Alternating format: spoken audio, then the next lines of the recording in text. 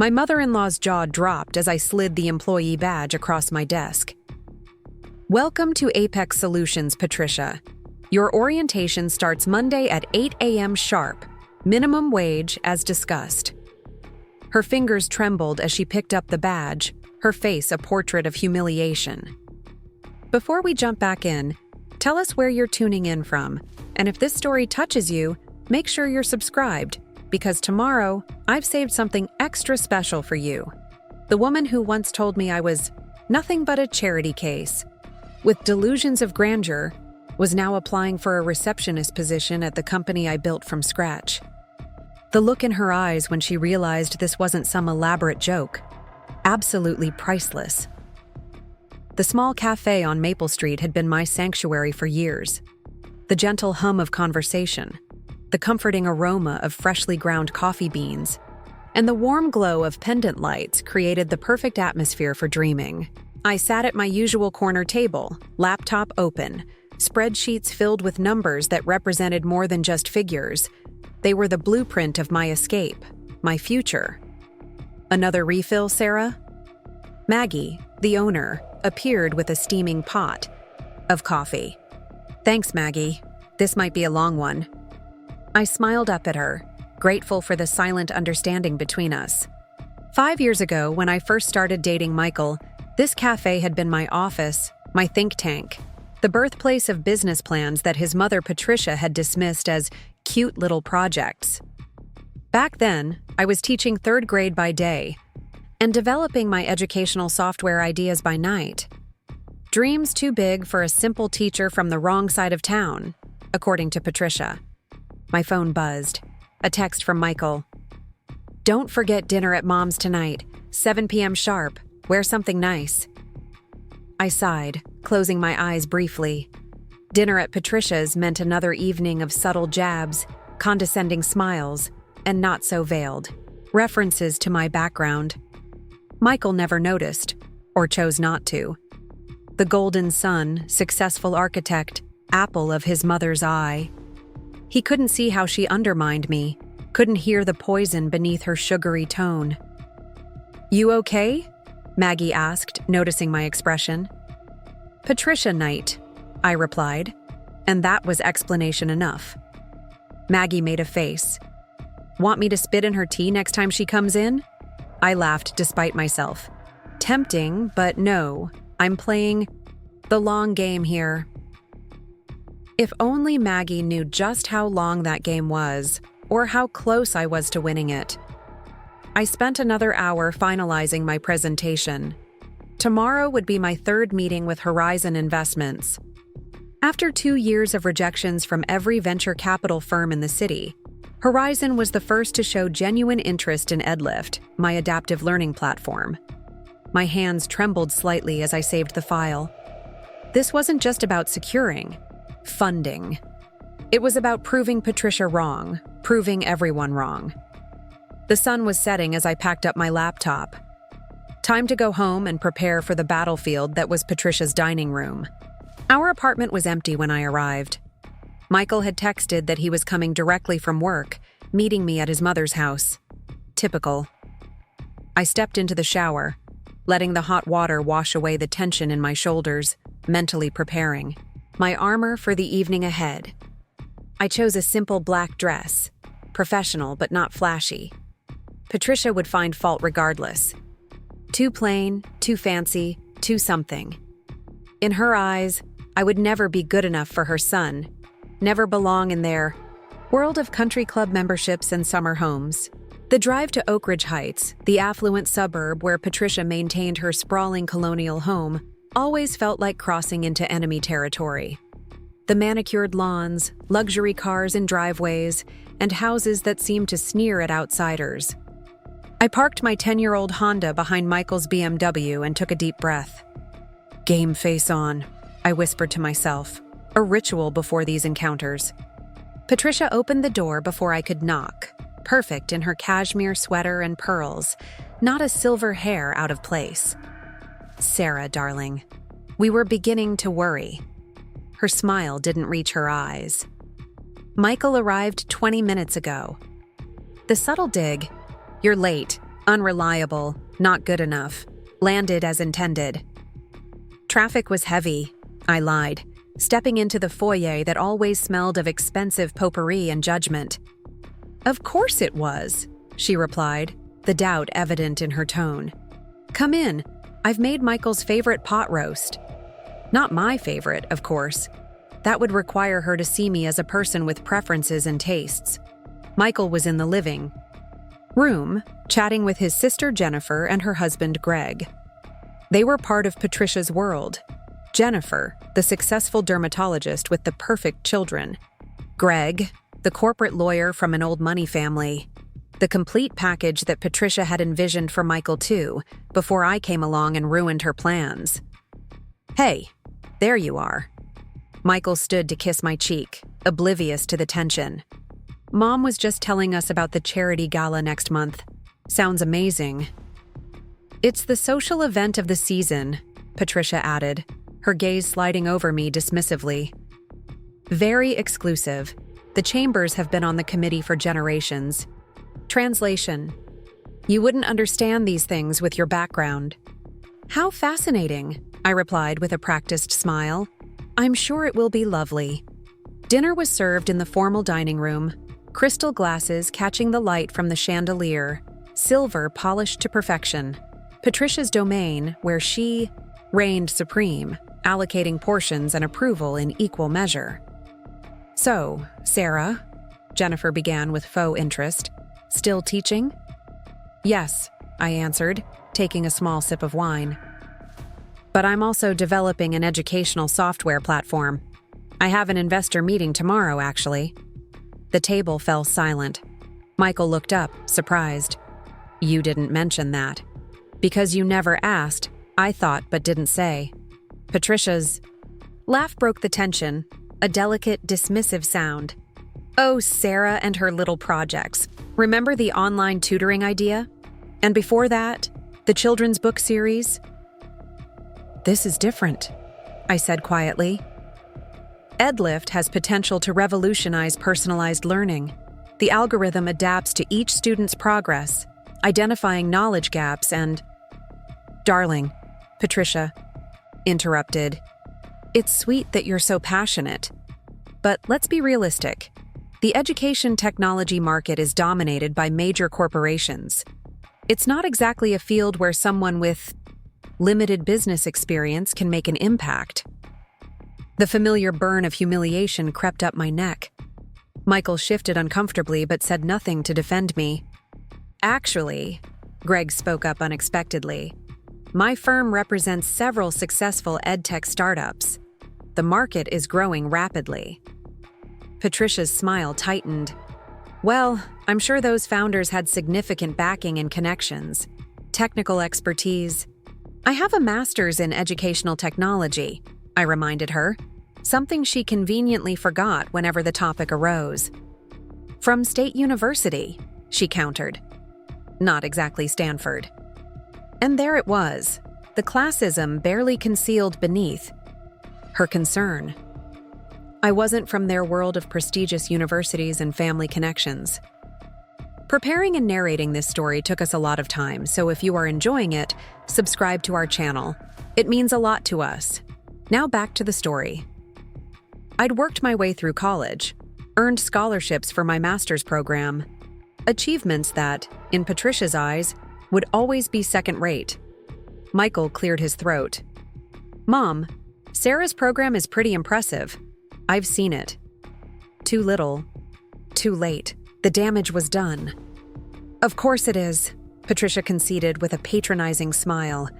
I'm just concerned about Sarah investing too much time in unrealistic ventures. Teaching is such a noble profession, darling. There's no shame in embracing your calling. Translation: stay in your lane. Know your place. The rest of dinner. Passed in a blur of small talk about people I didn't know, events I wasn't invited to, a world that remained stubbornly closed to me despite 3 years with Michael. By dessert, Patricia's famous creme brulee, another reminder of her domestic perfection. I had retreated into polite silence, counting the minutes until escape. Later in the car, Michael finally spoke. "You should have told me about the investor meeting." "Would it have mattered?" I kept my eyes on the road. "Of course it would. It's important to you." "Important enough for you to stand up to your mother when she dismissed it? When she dismissed me?" He sighed, running a hand through his hair. "You know how Mom is. She's old-fashioned, set in her ways. She doesn't mean anything by it." "She means every word, Michael. She's made it clear, from day one, that I'm not good enough for you." "That's not true. She just wants what's best for me." "And that's not me, according to Patricia." "You're being oversensitive." He turned to look out the window, conversation over. The familiar pattern. Patricia would belittle me, Michael would minimize it, and I would be cast as the unreasonable one for taking offense.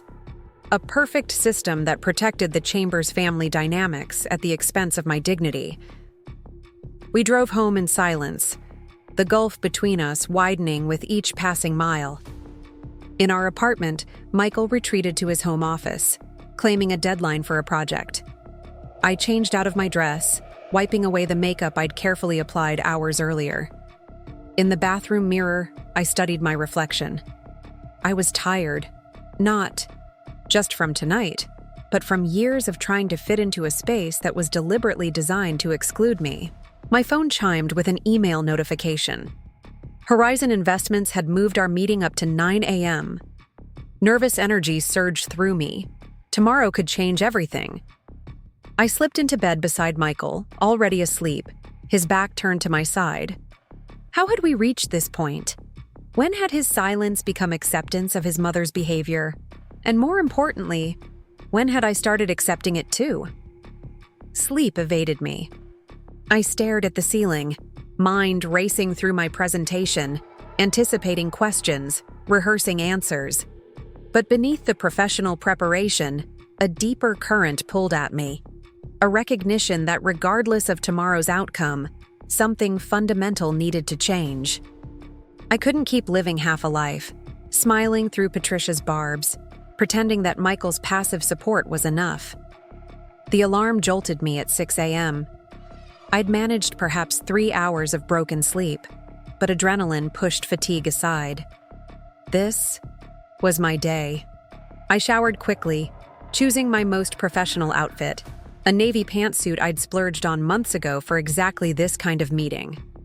Michael stirred as I was putting on earrings. "Big day?" "The biggest," I replied, checking my reflection won last time. "Good luck with the investors." He yawned, already reaching for his phone to check emails. "Dinner at Alessandro's tonight to celebrate?" I hesitated. His optimism should have been touching, but it felt disconnected from reality. Both the reality of my struggle to be taken seriously and the reality of our relationship. "Let's see how it goes first," I answered diplomatically. The morning air was crisp as I drove downtown, the city skyline emerging from the early fog like a promise. I parked in the expensive garage near the Horizon building, a luxury I rarely allowed myself, but today was different. Today, I wouldn't arrive flustered from public transportation or a long walk in heels. In the elevator to the 34th floor, I checked my phone one last time. A text from my former college roommate and best friend, Lisa. "Knock 'em dead, genius. Remember, their money, your vision." Lisa had been my rock through the development of EdLift, offering technical support when I hit roadblocks, testing early versions, providing honest feedback. Unlike Michael, she understood what this meant to me, not just professionally, but personally. The Horizon Investments reception area screamed success, gleaming surfaces, abstract art, views that stretched to the harbor. I gave my name to the receptionist, a young man with fashionably oversized glasses, and took a seat on a minimalist sofa that probably cost more than my car. "Water? Coffee?" he offered. "Water would be great, thanks." My hands were steady as I accepted the glass. 3 years of development, countless late nights, weekends sacrificed, savings depleted, all culminating in the next hour. "Ms. Foster." A woman in a perfectly tailored suit appeared. "I'm Maya Winters, head of educational investments at Horizon. Please follow me." Maya led me to a conference room where 4 other people waited. 2 women, 2 men, all exuding the confident aura of people who decided the fate of dreams for a living. "This is Sarah Foster, creator of EdLift," Maya introduced me. "Sarah, our investment team, Daniel Park, Alessandra Rodriguez, Theo Blake, and Robin Chen." I shook hands, made eye contact, projected confidence I didn't entirely feel. The next 60 minutes would determine whether EdLift remained a dream or became a reality. "You have the floor, Ms. Foster," Maya said, taking her seat. I connected my laptop to the projector, took a deep breath, and began. Education hasn't fundamentally changed in over a century. We're still teaching to the average. Too fast for struggling students, too slow for advanced learners. EdLift reimagines this paradigm entirely. As I moved through my presentation, something shifted in the room. The polite attention transformed into genuine engagement. Robin leaned forward when I demonstrated the adaptive algorithm. Alessandra asked pointed questions about scalability. Daniel wanted to know about pilot programs in underserved districts. These weren't the dismissive inquiries I'd faced from other investors.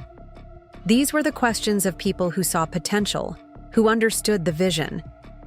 When I finished, there was a moment of silence that stretched just long enough to make my heart race. Then Maya spoke. "Impressive, Ms. Foster. Genuinely impressive." "We'd like to continue this conversation," Theo added. "Your approach to differentiated instruction solves a pain point we've identified in the market." "Your technical solution is elegant," Robin noted. "And the preliminary user testing data is compelling." Were they saying what I thought they were saying? "We'd like to invite you back next week to meet with our technical team," Maya continued. "If that goes well, we'll discuss investment terms. Would Tuesday at 10 work for you?" I maintained my professional composure, but inside, fireworks were exploding. Tuesday would be perfect. The next 20 minutes were a blur of handshakes, business cards exchanged, and scheduling details. When I finally stepped back into the elevator, I allowed myself a moment of pure, unfiltered joy, a silent scream of triumph as the doors closed. In my car, I called Lisa first. "They want a second meeting," I practically shouted when she answered. "I knew it." Lisa's voice exploded through the speaker. "Of course they do. Your platform is brilliant."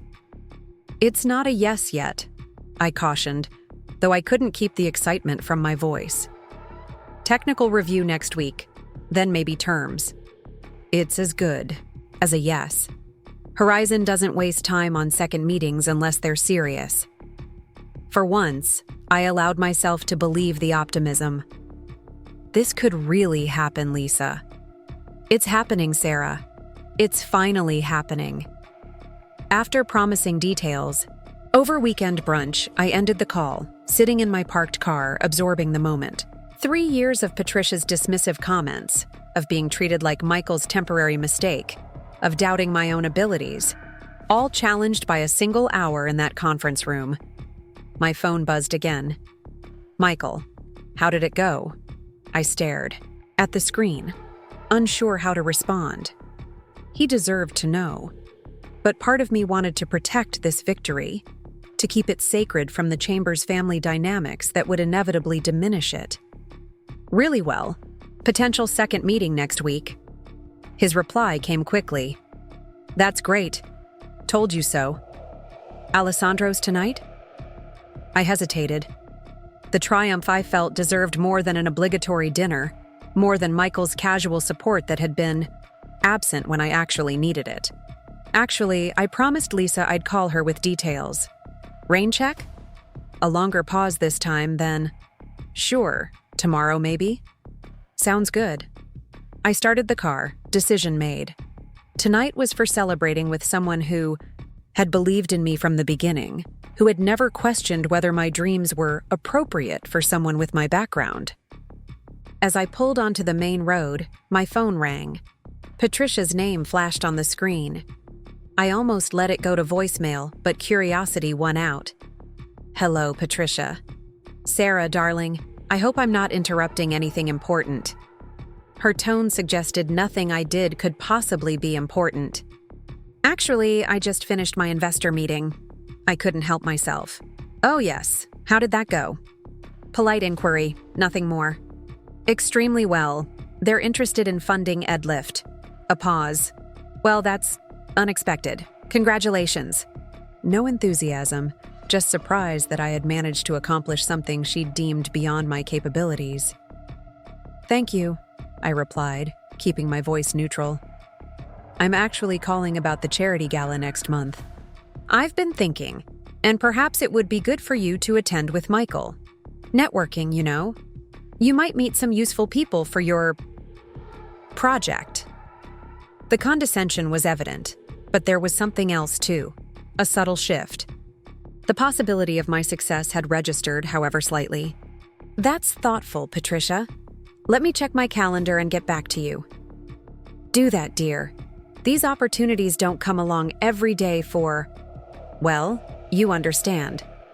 For people like you," she meant. People who weren't born into privilege, who had to fight for every opportunity. "I understand perfectly," I replied, ending the call as I pulled into the parking lot of my apartment building. Inside, I kicked off my heels and collapsed onto the sofa. The events of the morning finally catching up with me? My phone buzzed with congratulatory texts from Lisa, who had apparently started a group chat with our college friends. Their excitement washed over me in waves of capital letters and exclamation points. These were my people, the ones who saw me clearly, who celebrated my wins without qualification, who had supported me when EdLift was nothing but a concept scribbled in notebooks. I closed my eyes, allowing myself to imagine what came next. If Horizon invested, EdLift could become what I'd always envisioned, a tool to democratize quality education, to ensure every student got exactly what they needed to succeed, regardless of classroom size or teacher resources. And beyond the professional implications, what did this mean for me personally? For 3 years, I'd bent myself into shapes that would be acceptable to the Chambers family, swallowing Patricia's subtle insults, accepting Michael's failure to stand up for me, shrinking to fit into their world. What would happen when I no longer needed to? When I had built something successful entirely on my own terms? The thought was both liberating and terrifying. My phone rang again. This time, my mother. Unlike Patricia, my mom had worked 2 jobs to put me through college, had celebrated each of my achievements as if they were miracles, had never once suggested that my dreams were too big or my background too humble. "Baby girl, Lisa texted me. Is it true? The investors liked your program?" The pure joy in her voice brought tears to my eyes. "It's true, Mom. They really did. I knew they would. Didn't I tell you? I knew it." We talked for nearly an hour, my mother's pride washing away the residue of Patricia's doubt. By the time we hung up, I felt centered again, reconnected to the person I was before the Chambers family had begun their subtle campaign to remake me. Later that evening, dressed in jeans and a comfortable sweater, I met Lisa at our favorite wine bar. She was waiting with a bottle of champagne and an enormous grin. There she is, the future tech mogul. She stood to hug me tightly. "I'm so proud of you, Sarah. So incredibly proud." We settled into a corner booth, Lisa pouring champagne into flutes that caught the candlelight. "To EdLift," she toasted. "And to telling Patricia Chambers she can kiss your successful ass." I laughed, clinking my glass against hers. "I'll drink to that. So, tell me everything, every detail. What questions did they ask? What was their body language like? Did they give any hints about investment amounts?" I recounted the meeting, Lisa interrupting with insightful questions and observations. Unlike Michael, who would have listened politely before changing the subject to something he found more interesting, Lisa was fully engaged, understanding both the technical aspects and the personal significance. "You know what this means," she said after I'd finished my play-by-play. "You're going to need a team, a real one. Let's not get ahead of ourselves. They haven't said yes yet. They will." Lisa's confidence was absolute. "And when they do, you need to be ready. You can't develop this alone anymore." "I've been thinking about that." I traced the edge of my glass. "I'd want you involved. If you're interested, nobody understands the back end like you do." Lisa's eyes widened. "Are you offering me a job, Foster?"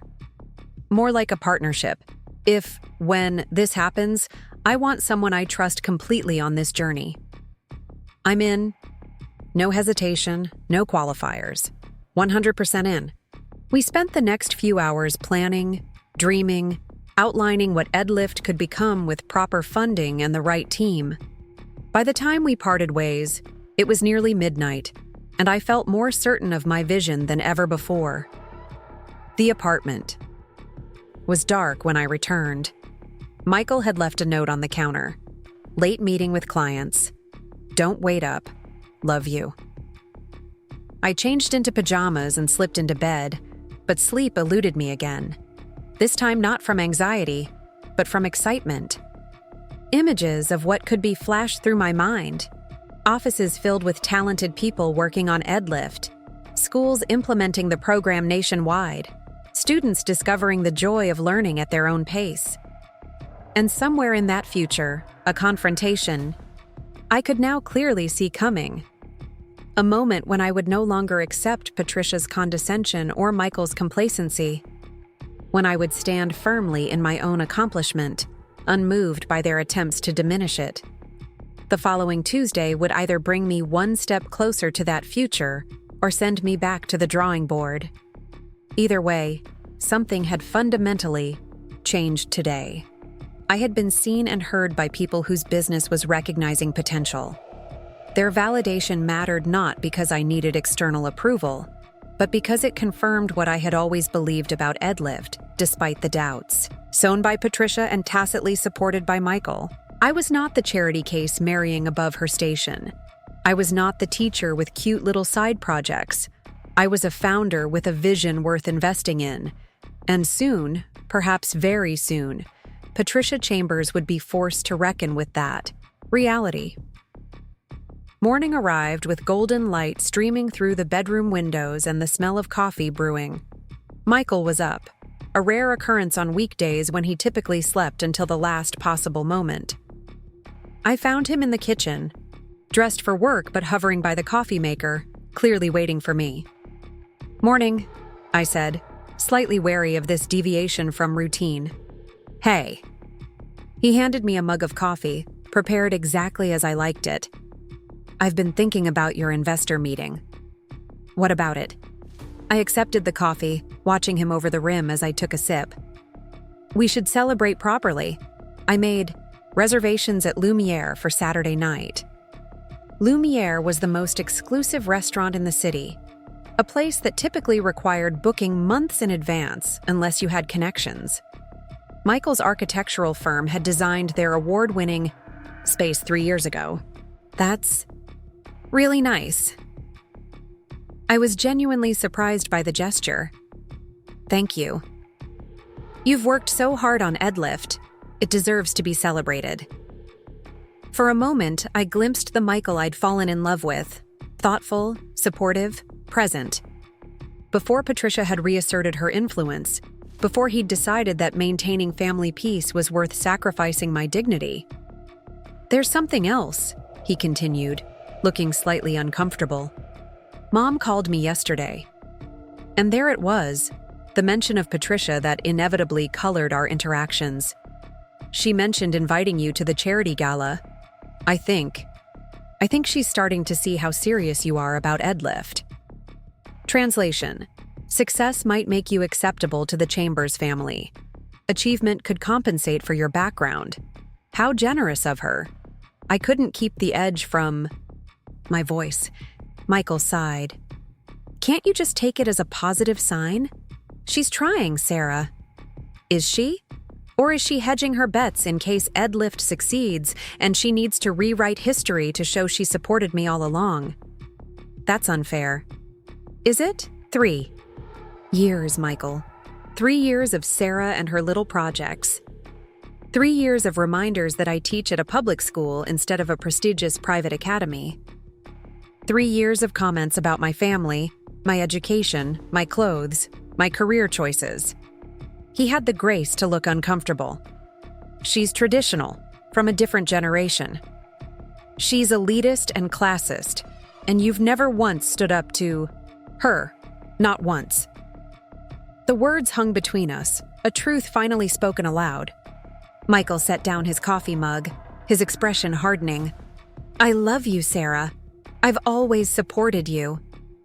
There's a difference between private support and public defense, and you know it. Your mother has undermined me at every turn, and you've let her, because confronting her would be uncomfortable. That's not true. It is true, and deep down, you know it is. I placed my mug on the counter, suddenly exhausted by the familiar dance. I have to get ready for work. I walked away, leaving him standing in the kitchen, the carefully maintained fiction of our relationship finally showing its cracks. Teaching that day was a challenge. My mind kept drifting to the Horizon meeting, to the confrontation with Michael, to the future taking shape just beyond my grasp. But when my third graders filed into the classroom, their energy and curiosity demanded my full attention. This was why I'd created EdLift in the first place, for students like Emma, who processed information differently than her peers, for Jaden, who raced ahead in math but struggled with reading, for Zoe, whose brilliance was often obscured by language barriers. During lunch break, I received an email from Maya at Horizon, just a brief note confirming our Tuesday meeting, and mentioning that the technical team was looking forward to a deep dive into EdLift's architecture. A good sign, according to Lisa's follow-up text when I forwarded it to her. The week progressed in a strange dichotomy, excitement about EdLift's potential juxtaposed against growing tension with Michael. We moved through our shared space, carefully, the Saturday dinner reservation hanging between us like a fragile peace offering. When Saturday evening arrived, I dressed with particular care, a deep emerald dress that Lisa had convinced me to splurge on months ago, claiming I'd need it when you're negotiating with investors. Her prescience made me smile as I fastened the delicate gold necklace Michael had given me for our second anniversary. You look beautiful, he said, when I emerged from the bedroom, his expression softening the way it used to before tension became our default state. Thank you. I allowed myself to appreciate the moment, to remember what had drawn us together initially, his kindness, his intelligence, his ability to make me laugh.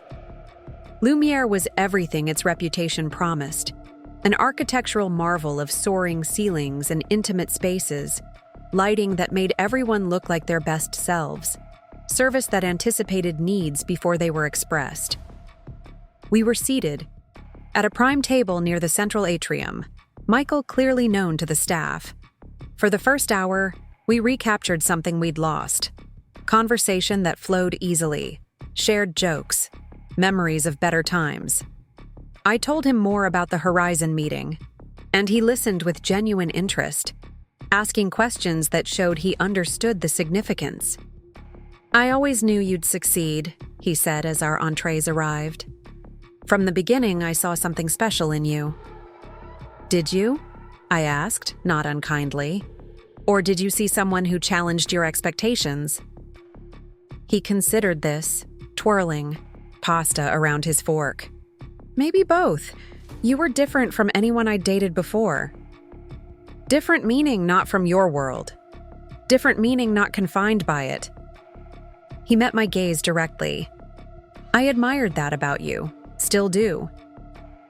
The honesty was refreshing, opening a door I'd thought permanently closed. What happened to us, Michael? When did we stop being on the same team? He looked down at his plate, then back at me. I don't know. Gradually, I guess. Work pressure, family expectations. Your mother's disapproval. A sigh. Yes, that too. I should have stood up to her more. The admission surprised me. Michael rarely acknowledged his role in enabling Patricia's behavior. Why didn't you? Honestly, it was easier not to. Conflict with my mother is... He searched for the right word. Exhausting. She doesn't fight fair. I'm aware, I said dryly. I know you are. And I know I left you to handle it alone too often. He reached across the table for my hand. I'm sorry, Sarah. Truly. The apology was unexpected.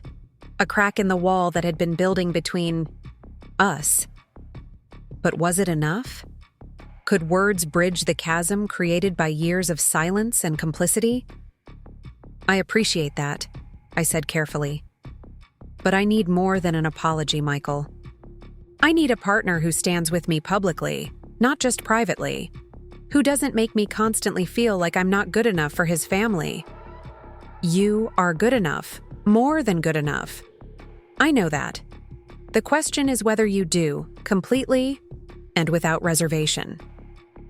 Our conversation was interrupted by the arrival of dessert, an elaborate chocolate creation the chef had apparently prepared especially for our celebration.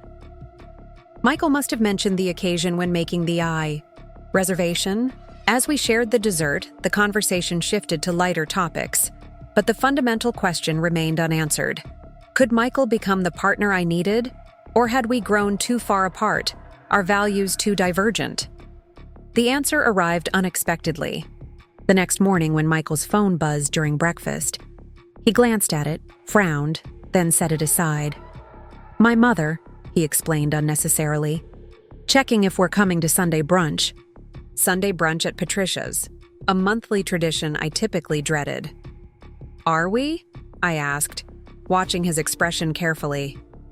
He hesitated, and in that pause, I saw everything I needed to know.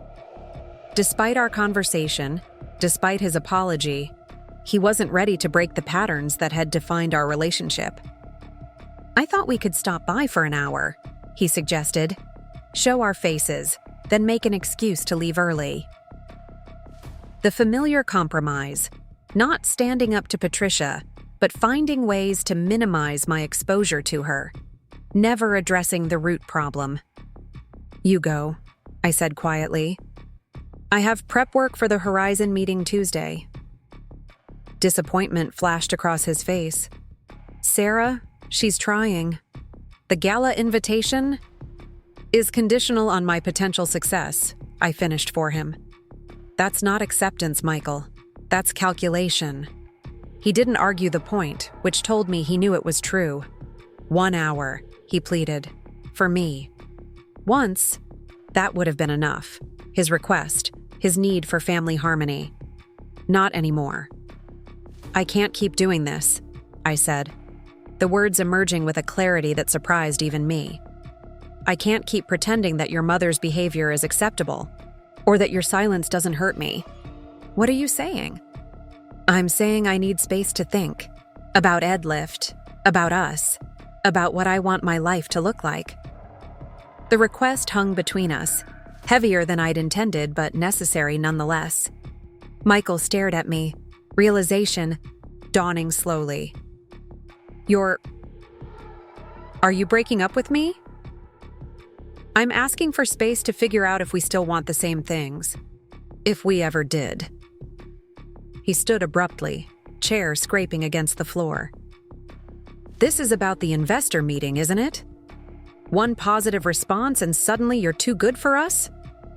The unfairness of the accusation stung. This is about 3 years of being treated like I'm not good enough, Michael. By your mother, yes, but also by you when you refused to defend me. I defended you. When? Name one time you directly confronted your mother about her treatment of me. His silence was, answer enough. That's what I thought. I stood too, gathering my coffee mug and plate. Go to brunch. Tell Patricia whatever you want. I'll be at Lisa's working on my presentation." I left him standing in the kitchen, the distance between us now measured, not just in ideology but in physical space, as I packed an overnight bag and called an Uber to take me to Lisa's apartment. The next 48 hours were a blur of preparation, refining the technical aspects of my presentation, answering Lisa's probing questions that anticipated what Horizon's team might ask, ignoring Michael's increasingly frantic texts asking when I was coming home. By Tuesday morning, I was exhausted but focused, my mind clearer than it had been in months.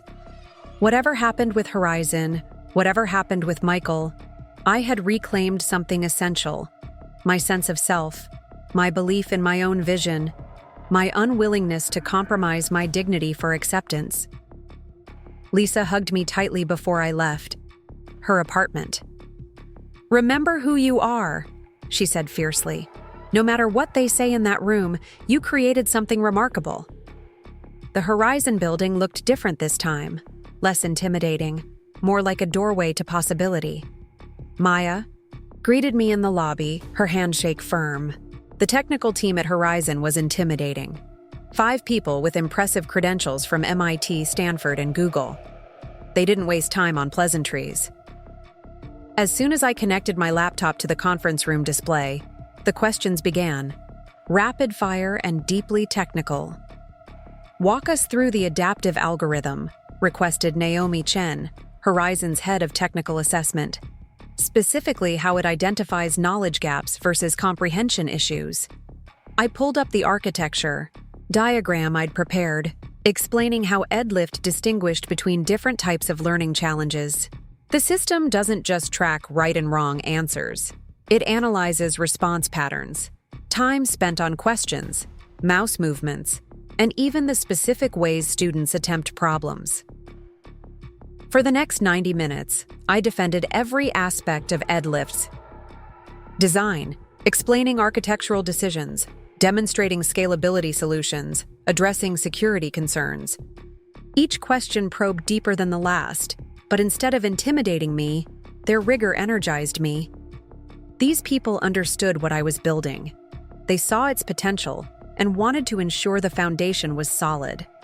When I finally closed my laptop, the room fell silent.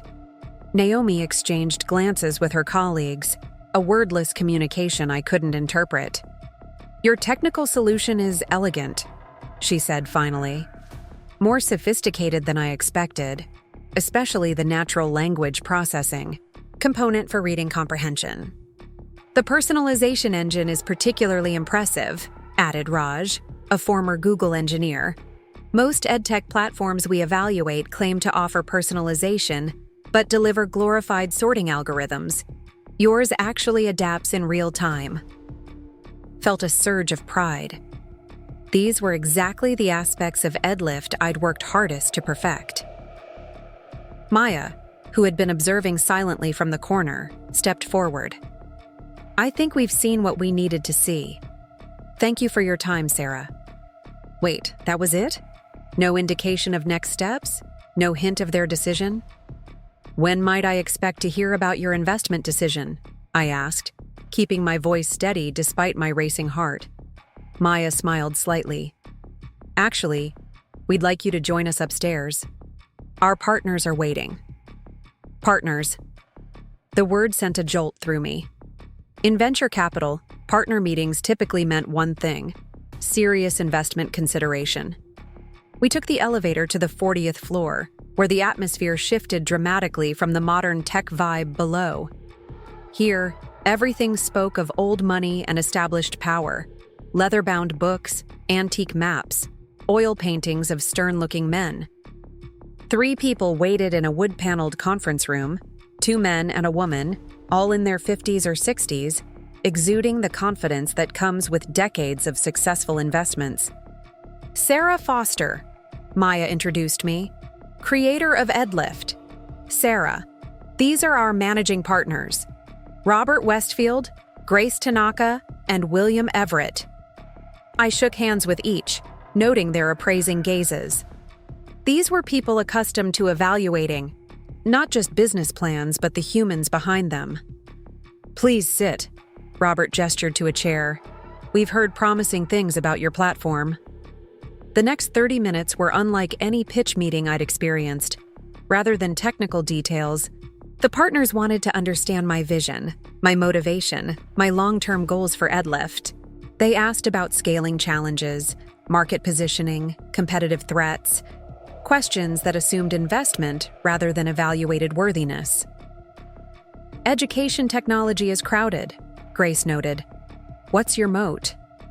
"Our adaptive algorithm is years ahead of competitors," I answered confidently.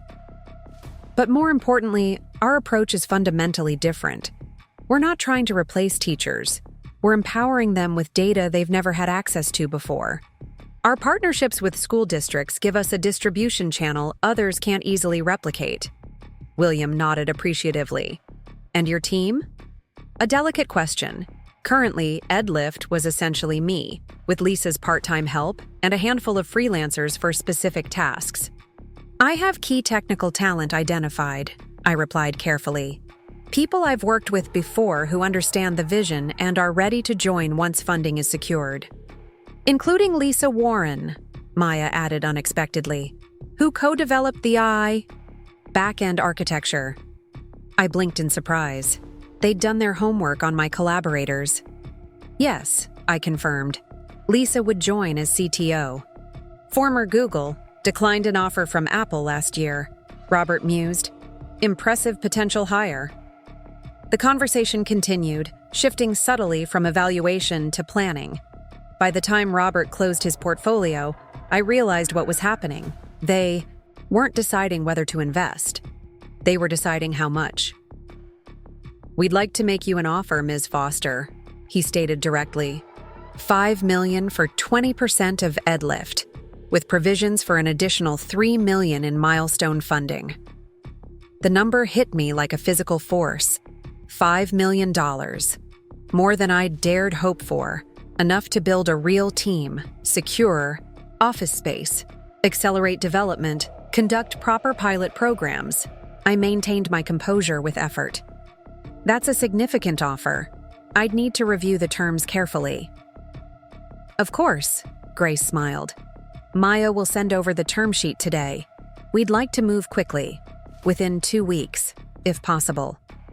We believe EdLift addresses a critical gap in the market," William added, "and your passion for education is evident. It's a combination we value highly." As the meeting concluded and I rode the elevator down with Maya, the reality began to sink in. Horizon wanted to invest $5 million. EdLift was going to happen. Not as a side project built in evenings and weekends, but as a real company with resources and potential. "They don't make offers like that often," Maya commented, breaking my stunned silence. "Especially not to solo founders without previous exits." "Why now? Why EdLift?" "Timing, market conditions, your technical solution." She paused. "And you? You have something they responded to, conviction without arrogance. You know what you've built is valuable." Outside the Horizon building, I stood on the sidewalk, momentarily overwhelmed. The cool October air helped clear my head as pedestrians streamed past, unaware that my life had just fundamentally changed. I called Lisa first, stepping into a nearby coffee shop for privacy. "They offered $5 million, I said without preamble when she answered. Her shriek was so loud I had to hold the phone away from my ear. $5 million? Are you serious? Plus $3 million in milestone funding, and they mentioned you specifically as my potential CTO.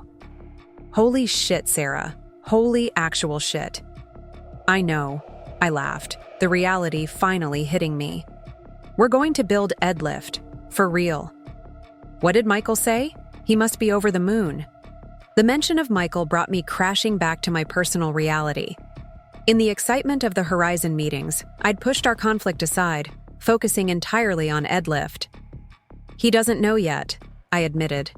We're not in a great place. Right now. You're still at my apartment, Lisa remembered. Sarah, what's really going on? I sighed, watching steam rise from my untouched coffee. I'm not sure we want the same things anymore. He wants me to fit into his world, and I'm building my own. And his mother? Would probably have an aneurysm if she knew Horizon was investing in my little project. Lisa snorted. I'd pay to see her face when she finds out. You might get your chance. Look, can we meet for dinner? I need to talk through the Horizon offer and other things. Absolutely. Giovanni's at 7? Perfect. After ending the call, I sat with my thoughts, the coffee shop's ambient noise providing a soothing backdrop. $5 million. The number kept repeating in my mind, its implications expanding with each iteration. Not just freedom to build, lift properly, but personal freedom too. The ability to make choices without financial constraints. My phone vibrated with a new email, the promised term sheet from Maya. I opened it, scanning the document that represented the culmination of 3 years' work. The terms were standard for a Series A investment. Board seats, vesting schedules, liquidation preferences. Nothing unexpected or particularly onerous. Another text from Michael arrived as I was reading. When are you coming home? We need to talk. The contrast between the two messages couldn't have been more stark. One representing my future, the other tethered to a past that suddenly felt constraining. I left the coffee shop and walked aimlessly, letting the crisp autumn air clear my thoughts. By the time I reached the waterfront park, I had reached a decision. Not just about Edlift and the Horizon offer, but about the direction of my life. At Giovanni's that evening, Lisa was already waiting, a bottle of champagne chilling in an ice bucket. We're celebrating, she declared, pouring me a glass as soon as I sat down. Whether or not you're ready to admit it, this is huge, Sarah. The familiar restaurant with its red-checked tablecloths and candles in Chianti bottles felt like a sanctuary, a place untouched by Patricia's judgments or Michael's expectations. It is huge, I agreed, clinking my glass against hers. And terrifying. And exhilarating. So what's the plan? I assume you're taking the deal? The terms are good. Better than good, actually. They're offering significant support beyond the money. Office space in their incubator, access to their network, mentorship. But? Lisa knew me too well to miss the hesitation in my voice. But it means committing completely to Edlift, quitting teaching, taking a real risk. I traced the rim of my glass. Becoming someone Patricia always said I couldn't be. Since when do you care what that woman thinks? I don't. Not exactly. I struggled to articulate the complex emotions swirling within me. It's more about what she represents. The voice that says people like me don't belong in boardrooms or venture capital meetings. People like you? You mean brilliant, determined women who create innovative solutions to real problems? Lisa shook her head. That voice is wrong, Sarah. It's always been wrong. I know that rationally, I admitted. But after years of hearing it from Patricia, from Michael's silence, sometimes from myself, it's hard to silence completely. Then don't silence it, Lisa suggested, surprising me. Use it. Let it fuel you. Every time you doubt yourself, remember that proving Patricia wrong is just a bonus that comes with building something amazing. I smiled, grateful for her perspective. When did you get so wise? Around the same time you got so cautious. She leaned forward. The Sarah I met in college would have signed that term sheet already and started planning world domination. That Sarah didn't have a relationship hanging in the balance. There it was. The real issue underneath my hesitation. Not doubts about Edlift or the Horizon offer, but uncertainty about what it meant for my relationship with Michael. Is that relationship serving you? Lisa asked gently. Truly? The question hit with unexpected force, forcing me to confront what I'd been avoiding. Was my relationship with Michael supporting my growth or constraining it? Was he my partner in the truest sense? Or had I been making compromises that diminished me? No, I admitted finally. Not for a long time. Lisa reached across the table to squeeze my hand. Then maybe this isn't just about Edlift. Maybe it's about reclaiming all of yourself, professionally and personally. Our conversation continued through dinner, shifting between practical discussions of the horizon offer and deeper reflections on what I wanted my life to become. By dessert, clarity had emerged from confusion. I knew exactly what I needed to do. I returned to the apartment Michael and I shared late that evening, finding him waiting in the living room, a glass of scotch in hand. He looked tired, his usually perfect appearance slightly rumpled. "You're back," he said, relief evident in his voice. "To talk," I clarified, setting my bag down but not taking off my coat. "Not to stay." His expression hardened. "So that's it? 3 years together, and you're just walking away?" "I'm not the one who walked away first, Michael. You did that every time you chose your mother's approval over standing up for me. That's not fair. What's not fair is expecting me to keep accepting treatment that diminishes me," I replied, keeping my voice steady. "What's not fair is asking me to be grateful for conditional acceptance based on how useful or successful I might become." He ran a hand through his hair, frustration evident. "This is ridiculous. I love you. I've always supported you. Love without respect isn't enough. And your support has always had limits, the boundaries your mother established." "This isn't about my mother." "It's partly about your mother," I corrected. "But it's more about us, about who I become when I'm trying to fit into your world, and who you become when you fail to defend me in it." Michael set his glass down, his expression shifting from frustration to something like fear. "What are you saying exactly?" I took a deep breath, crossing the line I'd been approaching for months. "Horizon Investments offered $5 million for Edlift today. I'm accepting." His eyes widened. "5? That's incredible.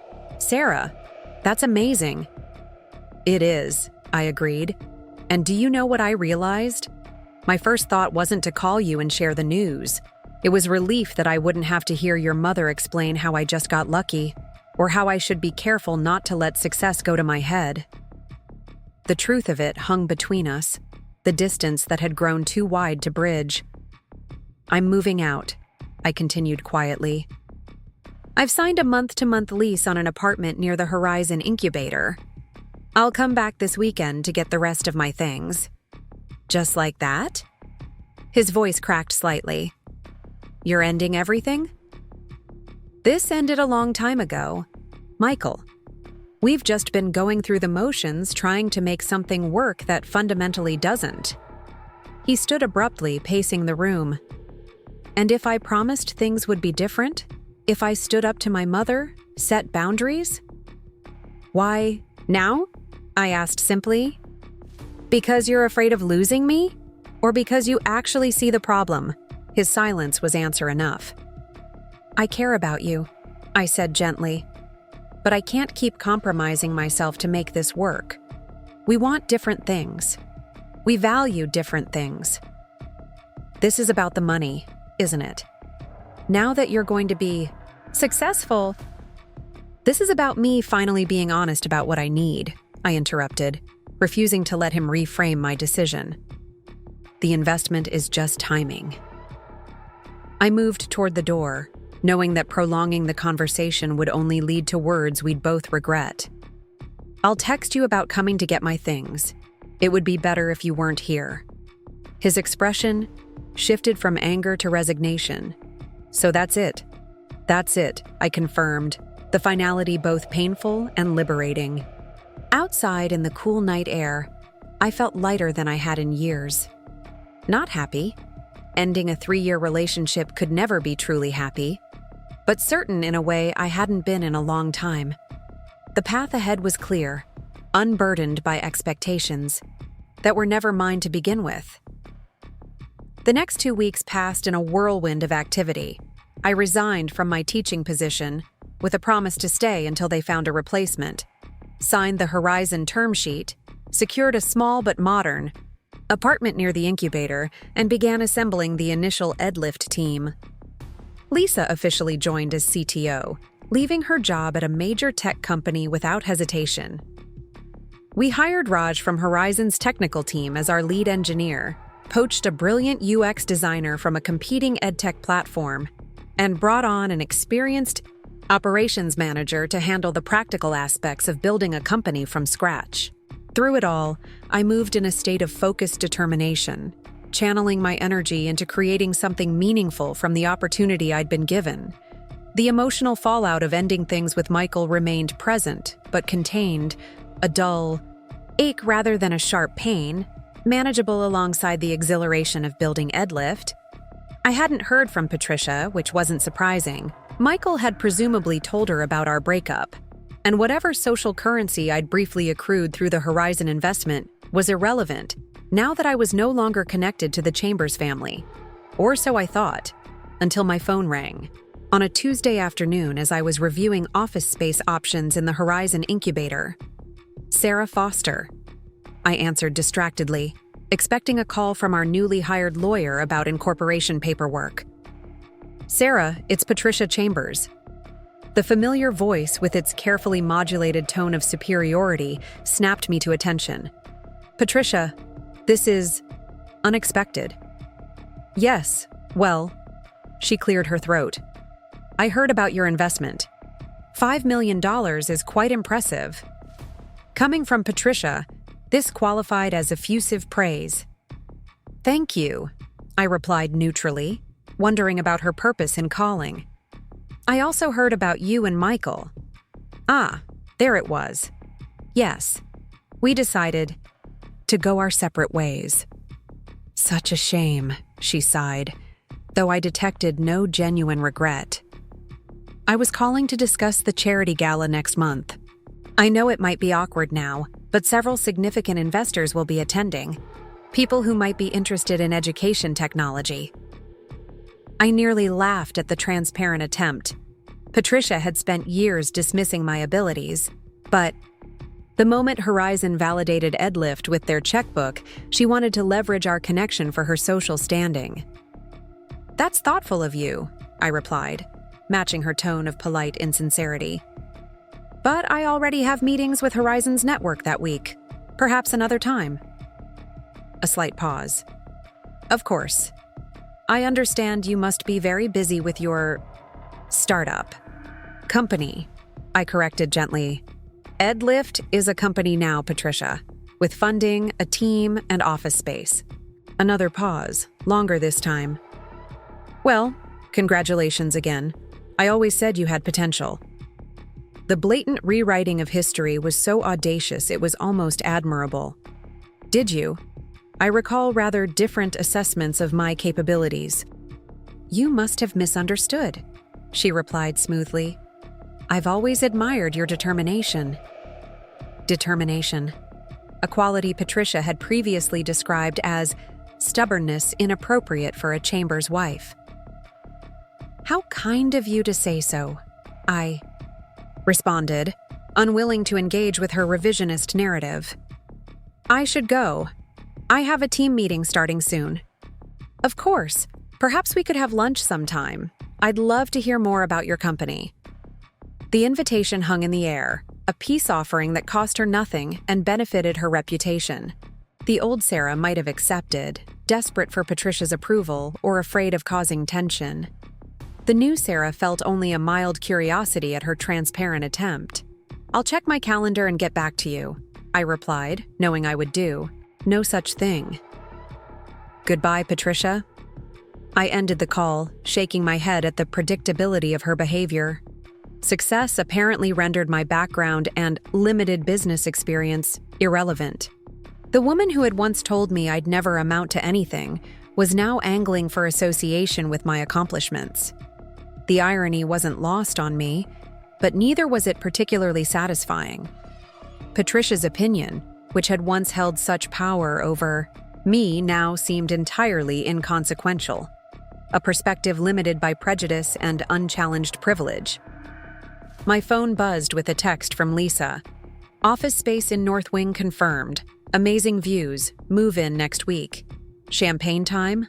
I smiled, replying immediately, absolutely. Giovanni's at 6? This was what mattered now, building something meaningful, with people who believed in the vision, who supported rather than diminished me. Patricia Chambers and her conditional approval belonged to a chapter of my life that was closing rapidly. 6 months later, EdLift had grown from concept to reality. Our team of 12 occupied a sleek office space in the Horizon Incubator, with floor-to-ceiling windows overlooking the city. The walls were covered with user journey maps, architectural diagrams, and photos from our first 3 pilot schools, visual reminders of the progress we'd made and the challenges still ahead. I was reviewing feedback from our most recent user testing session when Lisa knocked on my office door, an unusually serious expression on her face. "Got a minute?" she asked, closing the door behind her. "Of course." I gestured to the chair across from my desk. "What's up?" She sat fidgeting. Slightly unusual for Lisa, who typically projected unshakable confidence.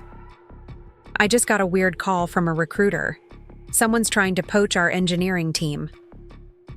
"That's not surprising," I replied, though a flicker of concern arose. "We've hired good people. Other companies would want them." "It's not just any company, it's NewLearn." NewLearn was our most direct competitor, a well-funded edtech platform that had been in the market for 3 years. Their approach was fundamentally different from ours, focusing on content delivery rather than adaptive learning. But we competed for the same school district contracts and investor attention. What exactly did the recruiter say? That NewLearn is scaling rapidly and looking for engineers with education technology experience, offering significant salary bumps and equity packages. Lisa hesitated. They specifically mentioned people from our team, by name. That was concerning, suggesting targeted recruitment rather than general industry outreach. "Have they approached anyone else?" I asked. Raj mentioned getting a similar call last week. He ignored it. Lisa leaned forward. "Sarah, there's something else." The recruiter knew details about our compensation packages. Specific details. A chill ran through me. That's internal information. Only the leadership team and HR have access to that data. Exactly. Lisa's expression was grim. Someone's feeding them information. I stood, moving to the window to gather my thoughts. 6 months of intense work had brought EdLift to a critical juncture. Our product was nearly ready for wider deployment. Early feedback was overwhelmingly positive, and we were in discussions with several major school districts about full implementation. A targeted poaching effort now could derail our momentum at a crucial moment. "We need to identify the source," I said finally, turning back to Lisa. "And we need to secure our team. I've already talked to HR about reviewing our competitive compensation benchmarks," she reported. "But money isn't everything. Our engineers believe in what we're building. They're not just here for the paycheck." She was right. We'd deliberately built a team that was passionate about educational equity, who saw EdLift as more than just another tech job. But passion didn't pay mortgages or student loans. Set up one-on-ones with everyone on the engineering team, I decided.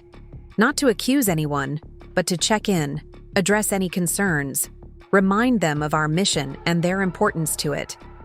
And to figure out who's leaking information to NewLearn, Lisa added. "That too," I acknowledged. "Though I have a theory." "Care to share?" I hesitated, the suspicion that had formed still too tenuous to voice aloud. "Let me do some digging first. In the meantime, increase security on our internal communications. Limit access to sensitive documents." After Lisa left, I sat at my desk, turning over the puzzle pieces in my mind. Who would have access to our compensation details and motivation to share them with a competitor? The list was short. Essentially, Our leadership team and HR manager. I trusted Lisa implicitly, and our operations director had been with me since the beginning. Our HR manager had impeccable references and no connection to New Learn. A nagging suspicion kept returning despite my attempts to dismiss it. I opened my laptop and navigated to New Learn's website, examining their leadership page. Nothing stood out at first, but a name on their advisory board caught my attention. Chambers Architecture, with Michael listed as principal architect for their new headquarters. Coincidence? Perhaps. Michael's firm had numerous clients in the tech sector, but the timing was suspicious. I picked up my phone, hesitating only briefly before dialing his number. We hadn't spoken since I'd collected my things from our apartment 6 months earlier. He answered on the third ring. Sarah? This is unexpected. I know. Sorry to call out of the blue. An awkward pause followed, the weight of our unresolved ending hanging between us. How are you? He asked finally. Good. Busy. Edlift is growing quickly. I've heard. Congratulations. Another pause, neither of us sure how to navigate this strange new territory. Michael, I'm calling about something specific. Are you working with New Learn? The slight hesitation before his answer told me everything. My firm is designing their new headquarters. Why? Just curious. I kept my tone casual. Interesting coincidence. Is it? A defensive edge entered his voice. It's a professional relationship, Sarah. They approached us 3 months ago. After our breakup, I noted mentally. Of course, I wasn't suggesting anything else. Then why call after 6 months of silence to ask about a client? I considered how to respond. Direct accusation would be counterproductive, but so would ignoring my concerns. New Learn is actively recruiting our engineering team, I said, carefully, with information they shouldn't have access to. And you think I'm involved? Outrage colored his tone. That's unbelievable, Sarah. I would never... I didn't say that, I interrupted. I'm trying to understand a situation that's threatening my company. Your company, he repeated bitterly. The one you left me for.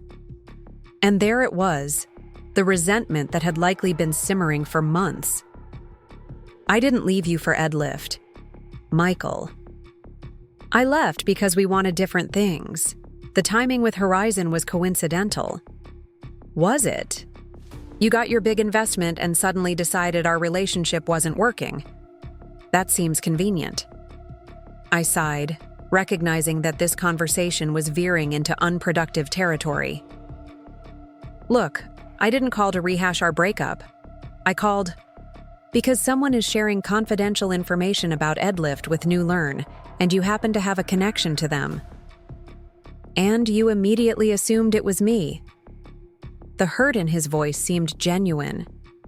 After everything we meant to each other, I'm not assuming anything, I insisted, though doubt had begun to creep in.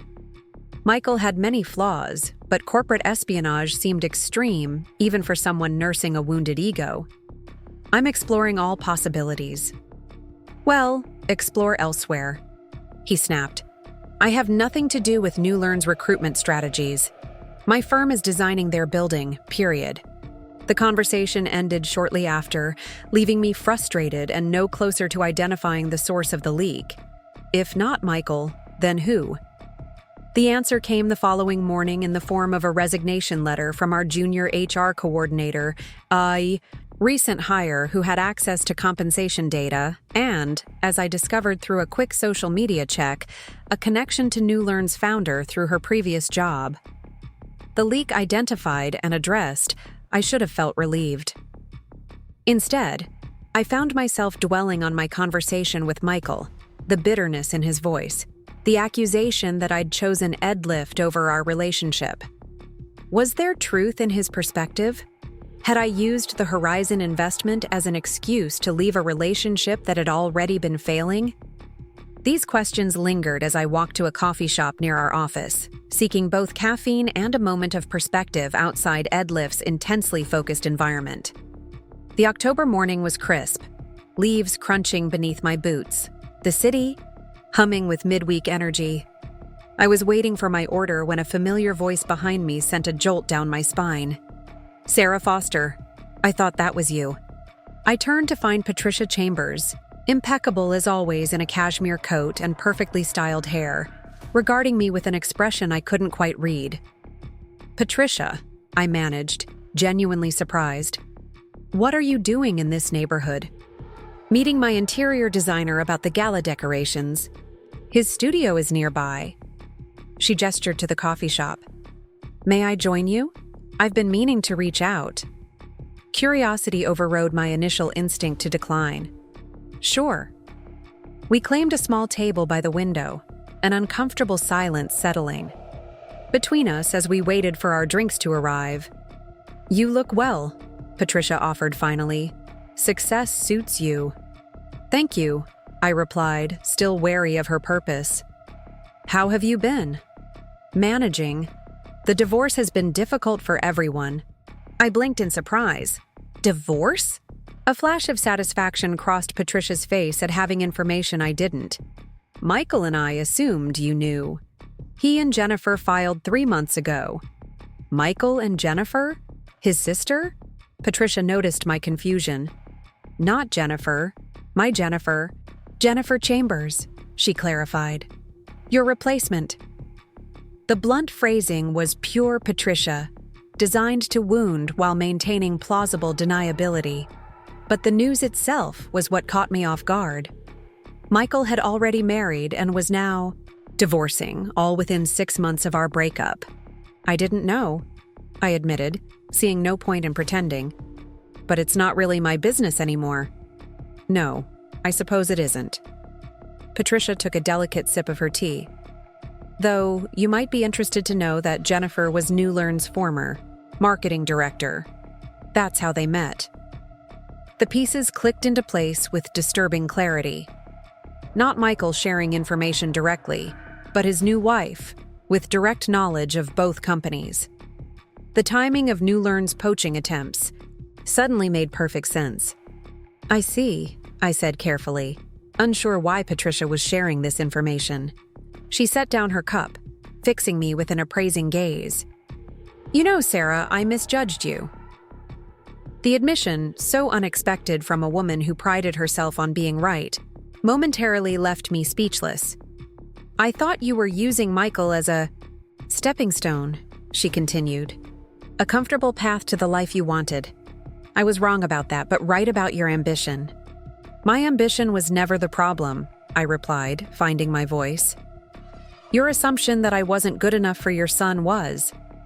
Patricia didn't deny it. "Perhaps. But look at what you've accomplished without the Chambers name. 5 million in funding, a growing company, a team that respects you." She leaned forward slightly. "Would any of that have happened if you'd stayed with Michael? If you'd continued trying to fit into our world?" The question hit uncomfortably close to thoughts I'd had myself. Would I have pursued horizons so aggressively if I'd still been with Michael? Would I have had the clarity to see Ed Lift's potential if I'd been busy navigating Patricia's disapproval? "That's an interesting perspective," I said non-committally. "It's more than perspective," Patricia insisted. "It's recognition. You've proven yourself in a way that marriage to my son never would have allowed." Coming from Patricia, this was as close to an apology as I was likely to get, an acknowledgement that her judgment had been flawed, even if her delivery remained characteristically imperious. "Why are you telling me this now?" I asked directly. She hesitated, something I'd rarely seen from the usually confident Patricia. "Because I may have been wrong about you, but I was right about Jennifer. She's exactly what I feared you were. Ambitious without substance, using Michael for his connections. And now they're divorcing," I observed. "Yes, rather messily." Patricia frowned slightly. "The New Learn situation has become complicated for Michael. professionally and personally. I wondered if she was fishing for information about my conversation with Michael, trying to gauge what I knew about New Learn's recruitment tactics. "That's unfortunate," I said neutrally. "But as I said, it's not my business anymore." Patricia studied me for a moment. "No, I suppose it isn't." She gathered her purse, preparing to leave. "I should go. My appointment is in 10 minutes.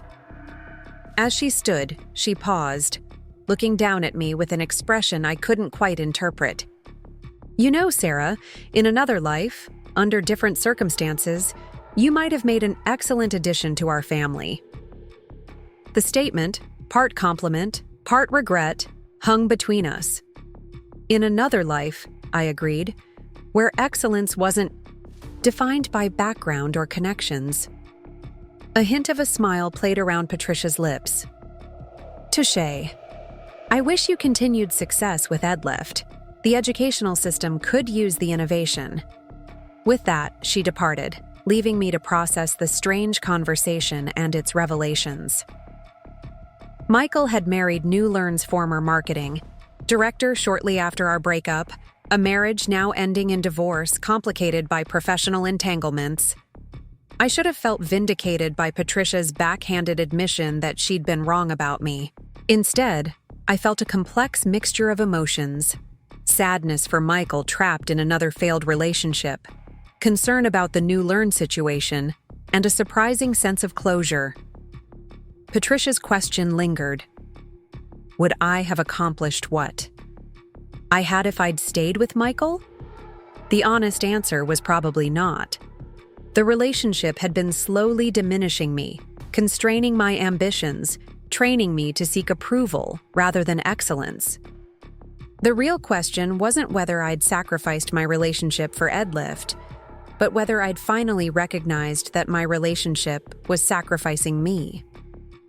My phone buzzed with a text from Lisa. "Emergency meeting with Horizon. They want to accelerate our rollout timeline. Available in 30?" I smiled, finishing my coffee and gathering my things. Whatever Michael and Patricia Chambers were dealing with was no longer my concern. My focus was where it belonged, on building something meaningful, surrounded by people who valued my vision rather than questioned my worthiness. As I walked back to the EdLift offices, I felt profoundly grateful for the path that had led me here. Even the painful parts. Perhaps especially the painful parts. They had been necessary steps in my journey from being someone who sought approval to someone who created value on her own terms, a journey that was still unfolding, with challenges and triumphs yet to come, but fundamentally mine to shape, no longer constrained by others' limited vision of who I could become. 18 months after Horizon's initial investment, EdLift had transformed from a promising startup into a legitimate contender in the education technology space. Our team had grown to 37 people occupying an entire floor in a downtown office building.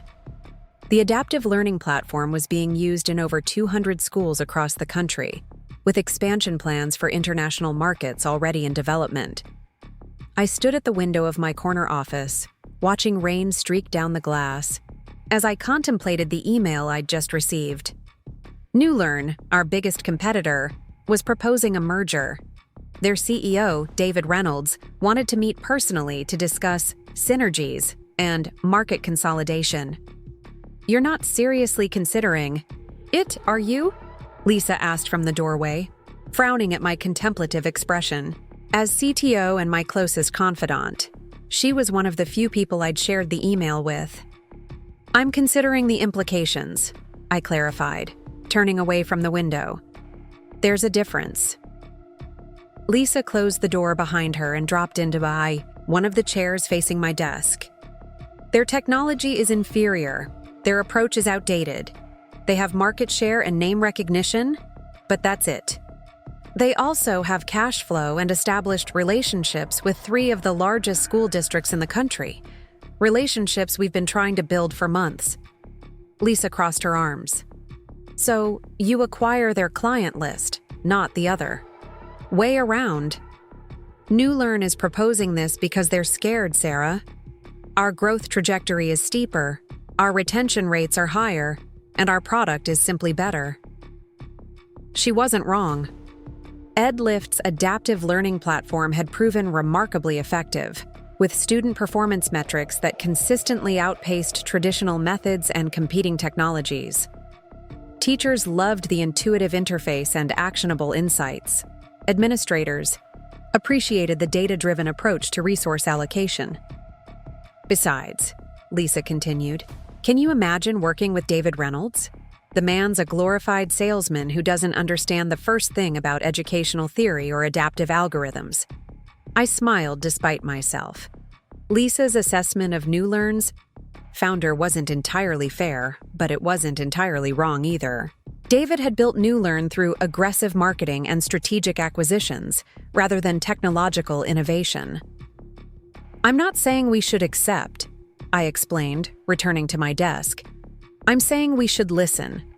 Understanding their perspective gives us leverage, either for negotiation or competition. Lisa considered this. Fine, but I'm coming to the meeting too. Someone needs to translate when he starts spouting technical nonsense. I wouldn't have it any other way. After Lisa left, I turned my attention to quarterly reports, but my mind kept drifting to New Learn's unexpected overture. Their timing was interesting. Just 2 weeks before EdLift's scheduled Series B funding round, a round that industry analysts predicted would value the company at nearly $100 million. Was David trying to circumvent the market by acquiring us before that valuation became official? Or was something else driving his sudden interest in synergies? My desk phone buzzed. Ms. Foster, there's a Patricia Chambers here to see you. She doesn't have an appointment, but she's quite insistent. Patricia, the last person I expected to see today, or any day. We hadn't spoken since our coffee shop encounter nearly a year ago, a meeting that had left me with more questions than answers about her sudden change in attitude toward me. Curiosity won out over caution. Send her up, please. I quickly reviewed mental notes from our last interaction. Michael had married Jennifer, New Learn's former marketing director, a union that had already dissolved into divorce when we spoke. Patricia had grudgingly acknowledged my success with EdLift, though whether from genuine respect or calculated revision of her position remained unclear. What could possibly bring her to my office now?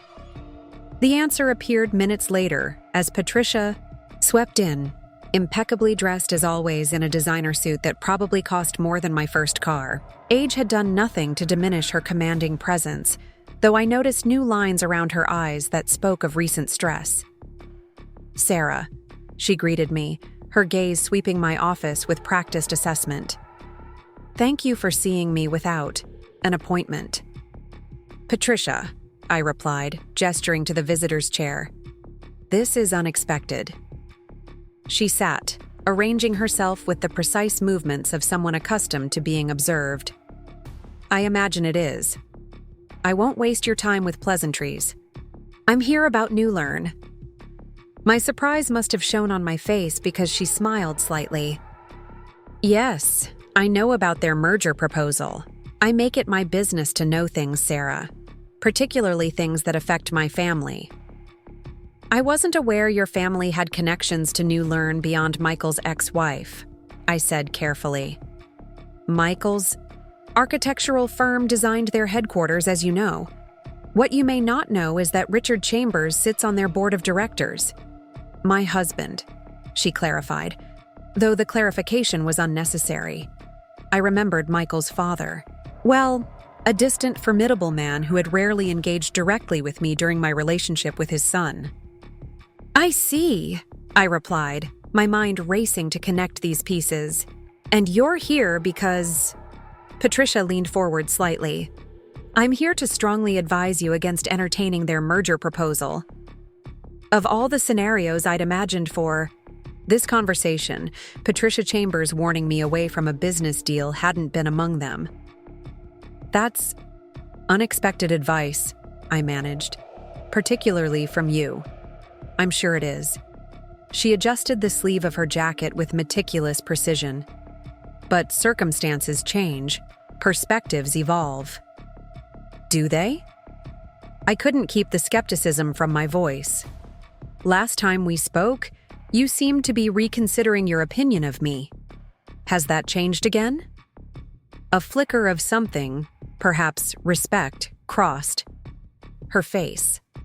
On the contrary, my assessment of your capabilities has only strengthened as Edlift has grown, which is precisely why I don't want to see your work swallowed by New Learn. I studied her carefully, searching for hidden motives. I appreciate the concern, but I'm curious about your interest in this matter. How does my company's potential merger affect the Chambers family? Patricia hesitated, an unusual display from a woman who typically calculated every word. David, Reynolds is not what he appears to be, neither is New Learn. Meaning, the company is in financial trouble, despite their public growth narrative. Their technology is fundamentally flawed. The merger isn't about synergy, it's about survival. This aligned with our own competitive intelligence, but Patricia's knowledge of New Learn's internal affairs seemed unusually detailed. How do you know this? I asked directly. Another slight hesitation.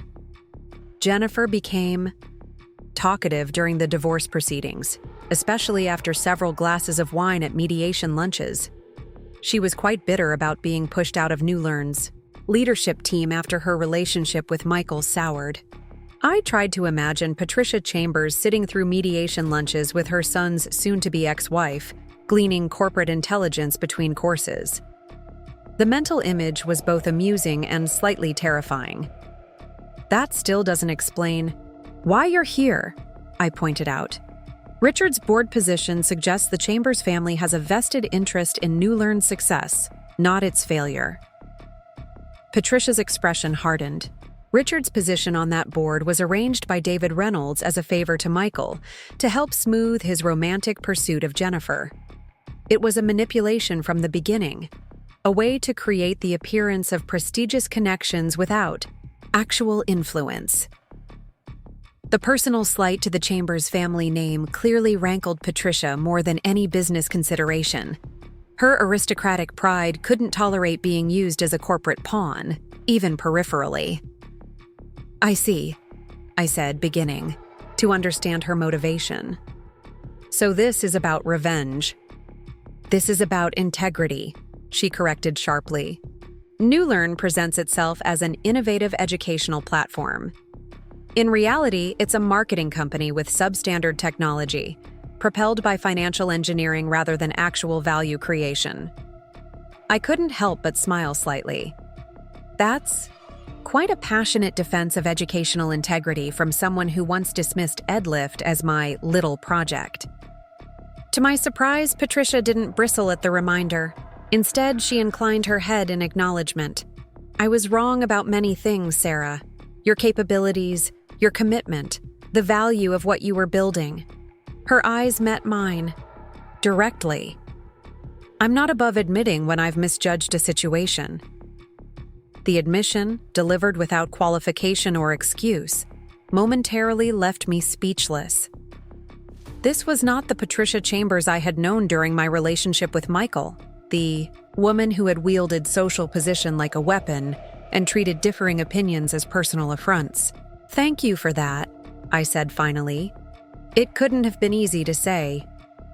Easier than you might imagine, she replied with surprising candor. Age brings certain perspectives.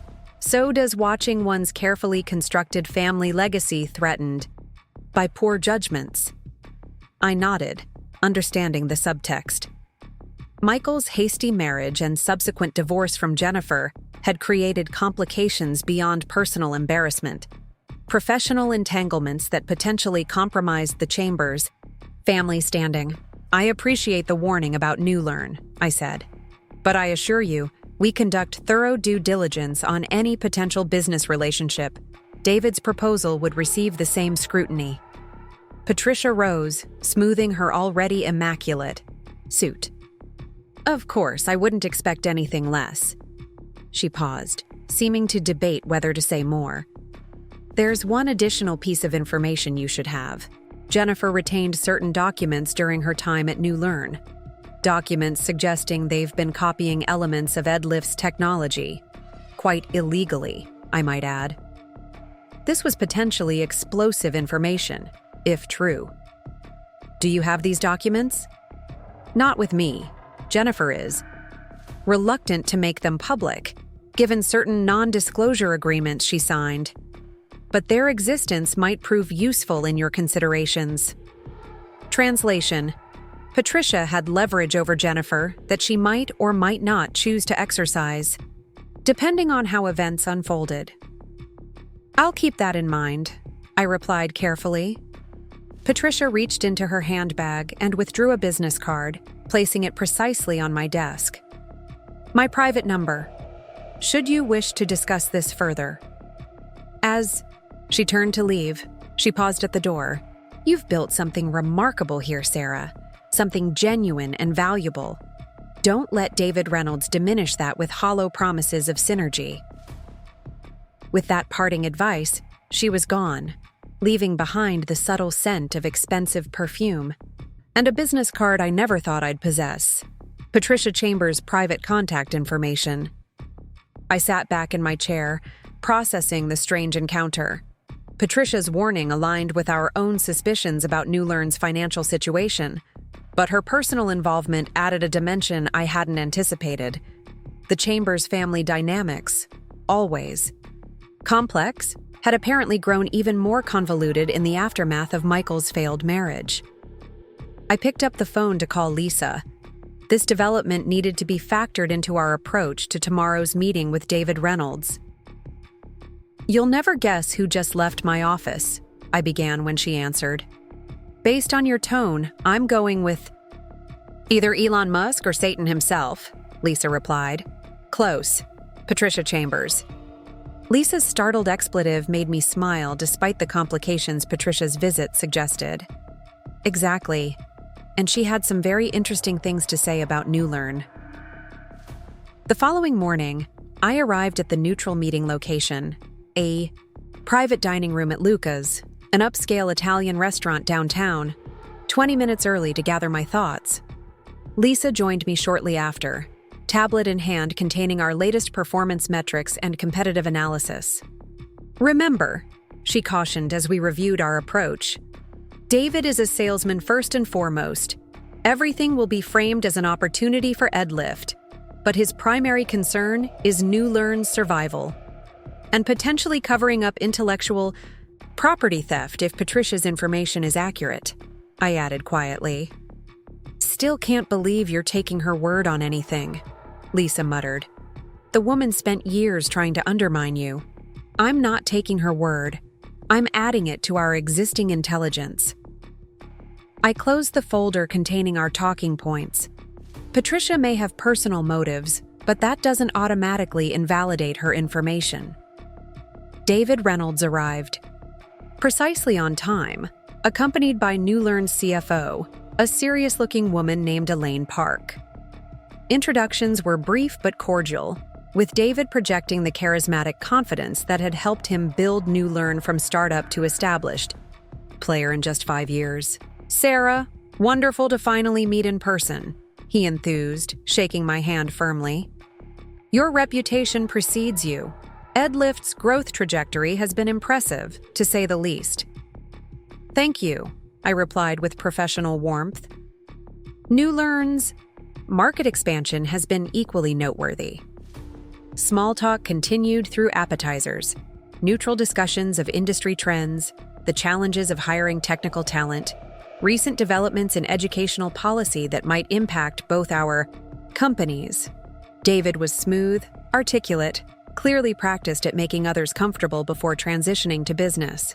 When he finally broached the subject of the merger, his approach was exactly as Lisa had predicted, emphasizing complementary strengths, market consolidation benefits, and enhanced competitive positioning against larger edtech conglomerates. Together, we'd control nearly 30% of the adaptive learning market, he explained, his enthusiasm seemingly genuine. That's scale that matters. enough to attract institutional investors, navigate regulatory frameworks, and establish industry standards. Scale has advantages, I acknowledged, but cultural and technological alignment matters more for long-term success. Absolutely, David agreed readily. That's why this partnership makes sense.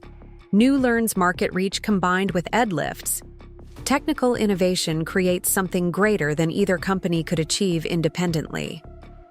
I noticed Elaine's slight discomfort at David's characterization, a momentary tension around her eyes that suggested the CFO might have a different assessment of the proposed synergies. You mentioned technical innovation, Lisa interjected smoothly. I'm curious how you envision integrating our adaptive learning architecture with NewLearn's content delivery system, particularly given the fundamental differences in our approaches. David's smile didn't waver, but his eyes hardened slightly at the direct technical question. That's precisely where the opportunity lies.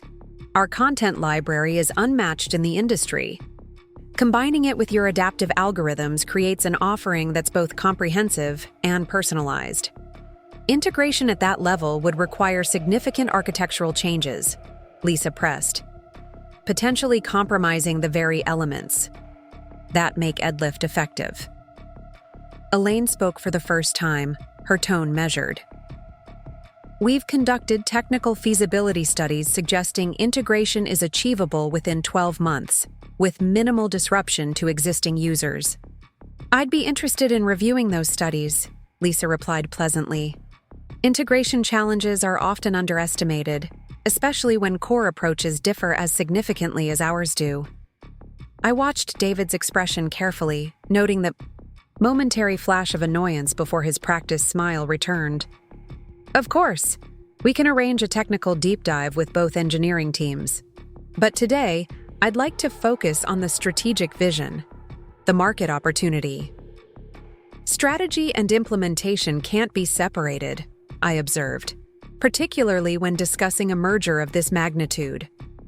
David leaned forward, his manner becoming more direct. Sarah, let me be candid.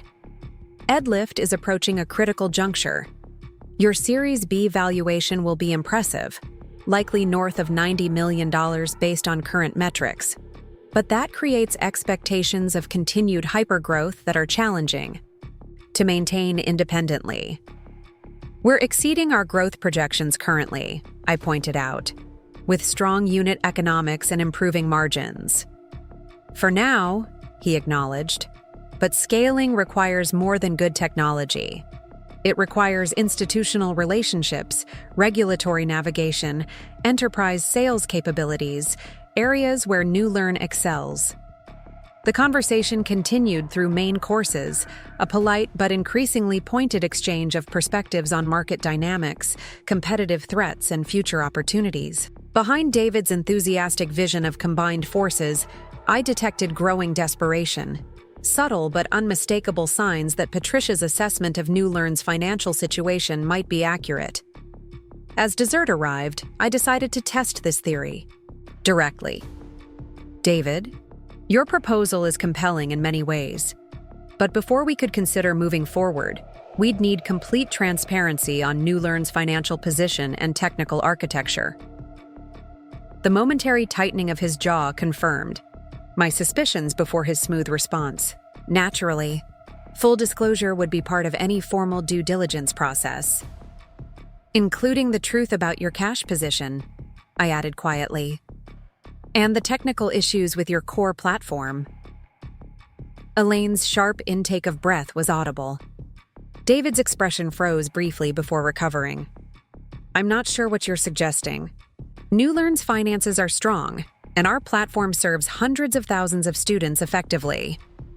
Your last funding round was 18 months ago, I continued, keeping my tone conversational. Since then, you've expanded aggressively into new markets with customer acquisition costs that aren't sustainable, given your retention metrics. You're burning cash faster than projected, and your Series C has been quietly delayed twice. The silence that followed was telling. David exchanged a glance with Elaine, some unspoken communication passing between them. You've been misinformed, he said finally, though his confident tone had diminished considerably. Our growth strategy is proceeding as planned. Including the elements of EdLift's adaptive architecture that have appeared in recent NewLearn updates? Lisa asked innocently. Those must have been challenging to implement with your existing system. David's face hardened. I'm not sure what you're implying, but NewLearn's technology is proprietary and independently developed. Of course, I agreed smoothly. Just as our technology is protected by multiple patents and copyrights. Patents were prepared to defend vigorously, if necessary. The threat, though delivered gently, hung in the air between us. David's charm had evaporated entirely, replaced by barely concealed hostility. You're making allegations without evidence, he said tightly. Based on what? Industry rumors? Competitor gossip? Based on pattern recognition, I replied. And specific information suggesting NewLearn has been reverse engineering elements of EdLift's architecture since shortly after your former marketing director married into the Chambers family. At the mention of Jennifer and the Chambers name, David's composure cracked completely. That's absurd. Jennifer never had access to technical documentation. Then how do you explain the architectural similarities? Lisa pressed. Particularly, in the assessment engine components updated 6 months ago? David stood abruptly. This meeting is clearly not proceeding in good faith. If you're not interested in exploring strategic partnership opportunities, you should have declined my invitation rather than making baseless accusations. I remained seated, my calm a deliberate contrast to his agitation.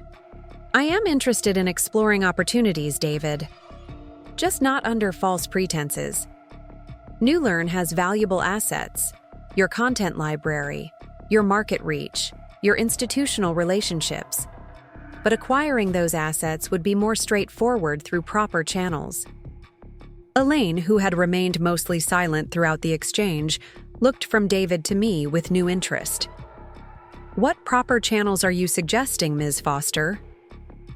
A structured acquisition of specific NewLearn divisions would be more appropriate than a merger predicated on equality, I explained, given the respective trajectories of our companies. David's face flushed with anger.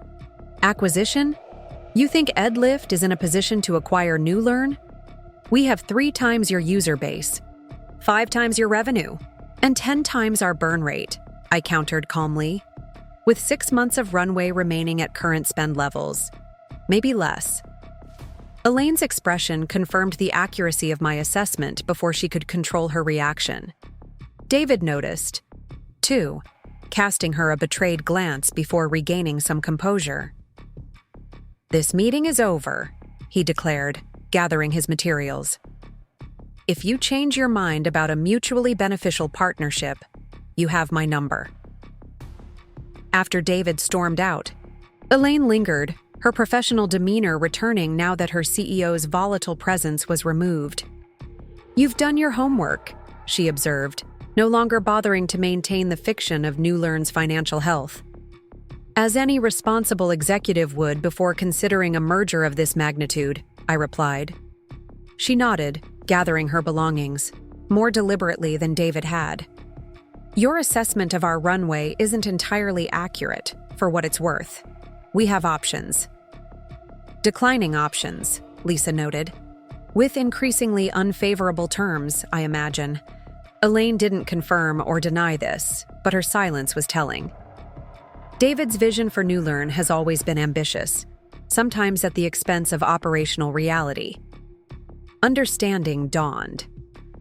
Elaine wasn't just the CFO trying to defend her company's reputation. She was a professional watching a founder's decisions threaten the organization she'd helped build. Our offer to discuss acquiring specific NewLearn assets was sincere, I said, recognizing an opportunity. The content library alone has significant value, properly integrated with our adaptive platform. And the platform itself? She asked, her tone carefully neutral. Has elements of value, I acknowledged diplomatically. though integration would present significant challenges. Challenges was a polite term for the extensive re-engineering that would be required to salvage the useful components from NewLearn's technically flawed system, a system that now potentially contained stolen intellectual property from Edlift. Elaine reached into her portfolio and removed a business card, placing it before me with deliberate precision reminiscent of Patricia's gesture the day before. "My direct line," she said quietly. "Should you wish to continue this conversation in a more realistic framework." After she departed, Lisa and I remained in the private dining room, processing the meeting's unexpected developments. "Well," Lisa said finally, "that was illuminating." "Yes," I agreed, though not in the way David intended. "Patricia was right," Lisa admitted reluctantly, "about NewLearn's finances and their technical issues, and potentially about their theft of our intellectual property," I added. David's reaction when we mentioned it was telling. "So what now? Do we pursue an acquisition? Let them implode naturally? Report the potential IP theft?" I considered our options carefully. NewLearn's collapse would eliminate a competitor, but it would also disrupt educational programs for thousands of students currently using their platform, students who were ultimately the reason Edlift existed in the first place. We explore acquisition of specific assets, I decided, starting with confidential conversations with Elaine about NewLearn's actual financial position and technical architecture. If there's a path that serves educational outcomes while protecting Edlift's interests, we'll find it. Lisa nodded, understanding the balance I was trying to strike between competitive advantage and our mission to improve educational access. "And Patricia?" she asked. "Do we tell her she was right?" I smiled slightly, considering the strange evolution of my relationship with Michael's mother. From condescension to reluctant respect to unexpected ally, a journey neither of us could have anticipated. "I'll call her," I decided. Her information proved valuable, even if her motivations were complicated. As we gathered our materials to leave, my phone buzzed with a news alert. Edlift valuation expected to exceed $100 million in upcoming funding round. Lisa glanced at the headline and grinned. From little project to 9-figure valuation in under 3 years. Not bad for a teacher with limited business experience. I laughed, remembering Patricia's dismissive assessment of my capabilities when I'd first mentioned Edlift at a Chambers family dinner years ago. The journey from that dining room to this one had been extraordinary, filled with challenges and betrayals, but also growth and vindication. Not bad at all, I agreed, though the real satisfaction isn't the valuation. It's the impact. Lisa finished for me, understanding completely. The students whose learning experiences are transformed. The teachers who can finally teach the way they've always wanted to. Exactly. I gathered my jacket, ready to return to our offices where the real work continued. Though I won't pretend the valuation isn't a nice bonus. Later that afternoon, I stood at the window of my office, watching the city transition from workday to evening. The rain had stopped, leaving everything washed clean, glistening in the emerging sunlight. A fitting metaphor for the clarity that had emerged from today's confrontation with David. My phone buzzed with a text from an unknown number. "Heard about your meeting with David. Well played. P. Patricia, of course." Her network of informants was apparently as efficient as ever. I hesitated briefly before responding. "Your information was accurate, thank you." 3 dots appeared, disappeared, then reappeared as Patricia composed her reply. "Dinner next week? There's more you should know about NewLearn." I considered the invitation, weighing the potential value of additional intelligence against the complications of deepening my connection with Patricia Chambers. The woman who had once dismissed me as unworthy of her son's attention was now seeking alliance, perhaps even mentorship in navigating this unfamiliar territory where business and personal history intersected. Tuesday, 7 p.m. Giovanni's, I replied finally. Neutral territory. Her response came quickly. Perfect. And Sarah? Bring documentation of the technical similarities you mentioned to David. They'll be useful. I set the phone down, smiling slightly, at Patricia's characteristic blend of collaboration and command. Some things hadn't changed. She was still accustomed to directing others, still strategizing 3 moves ahead. But other things had changed profoundly. The power dynamic between us had shifted irreversibly. No longer was I seeking her approval or acceptance. Now she was seeking my alliance, recognizing value she had once been determined to dismiss. My assistant knocked gently before entering. The team is gathered for the Series B planning session. Everyone's quite excited about the valuation projections. I'll be right there, I promised, taking one last look at the city spread before me. Somewhere out there was the small café where I'd first sketched the concepts that would become EdLift, surrounded by people who couldn't see the potential in a simple teacher with ambitious ideas. The journey from that café to this office had been unpredictable and often painful. Relationships lost, assumptions challenged, boundaries tested. But through it all, EdLift had grown from concept to reality, transforming not just my professional trajectory, but my fundamental understanding of my own capabilities. Whatever came next, whether acquisition of new learn assets, expansion into international markets, or challenges not yet visible on the horizon, I would face it with the confidence born of proving Patricia Chambers, and perhaps more importantly, myself, definitively, wrong about what I could accomplish. I gathered my notes and headed to the conference room, where my team waited to plan the next phase of our journey. A journey that had never been about proving anyone wrong, but about creating something that made education better for students who deserved nothing less than our best efforts.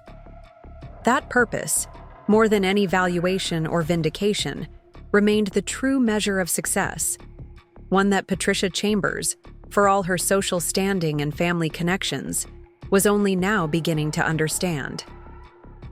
4 years after the Horizon investment that had transformed EdLift from concept to reality, I stood on a stage at the National Education Technology Conference, accepting the Innovation Award for our impact on student learning outcomes. The audience of educators, technologists, and industry leaders applauded enthusiastically as I concluded my remarks about education's power to transform lives. As I stepped away from the podium, I caught sight of a familiar face in the third. Sorry, Patricia Chambers, elegant as always, nodding with what appeared to be genuine approval. Our relationship had evolved into something neither of us could have predicted. Not friendship exactly, but a mutually respectful alliance that had proven beneficial to us both. The acquisition of New Learn's content library and institutional relationships 2 years earlier had catapulted EdLift into market leadership. The technical similarities Lisa had identified as potential intellectual property theft were quietly addressed in the acquisition agreement, with additional compensation to EdLift, structured as integration efficiency payments. David Reynolds had departed shortly after the deal closed, while Elaine Park had joined our executive team as Chief Strategy Officer, bringing valuable insight into enterprise sales and institutional partnerships. Quite a moment, Patricia commented later at the reception, approaching with 2 champagne flutes. She handed one to me. From teacher with a little project to industry leader in 4 years, even I couldn't have predicted that trajectory. I accepted the champagne with a smile. You certainly didn't predict it at that first family dinner. No, she acknowledged without defensiveness. I was wrong about many things then, spectacularly wrong, in fact. Her candor still surprised me sometimes. This willingness to acknowledge error that had emerged only after her carefully constructed worldview had been so thoroughly upended. EdLift's success isn't about proving anyone wrong, I reminded her, a perspective I'd maintained despite the satisfaction of vindication. It's about the students whose learning experiences are transformed. Of course, Patricia agreed smoothly, though I suspect proving me wrong was a not unpleasant side effect. I laughed, appreciating her self-awareness. perhaps a small onus. We moved toward a quieter corner of the reception hall, away from the networking crowds. Patricia had become something of a regular presence in Edlift's orbit since our dinner following the New Learn confrontation. First as an informal advisor during the acquisition negotiations, then as an unexpected advocate in certain social and business circles that had previously been closed to me.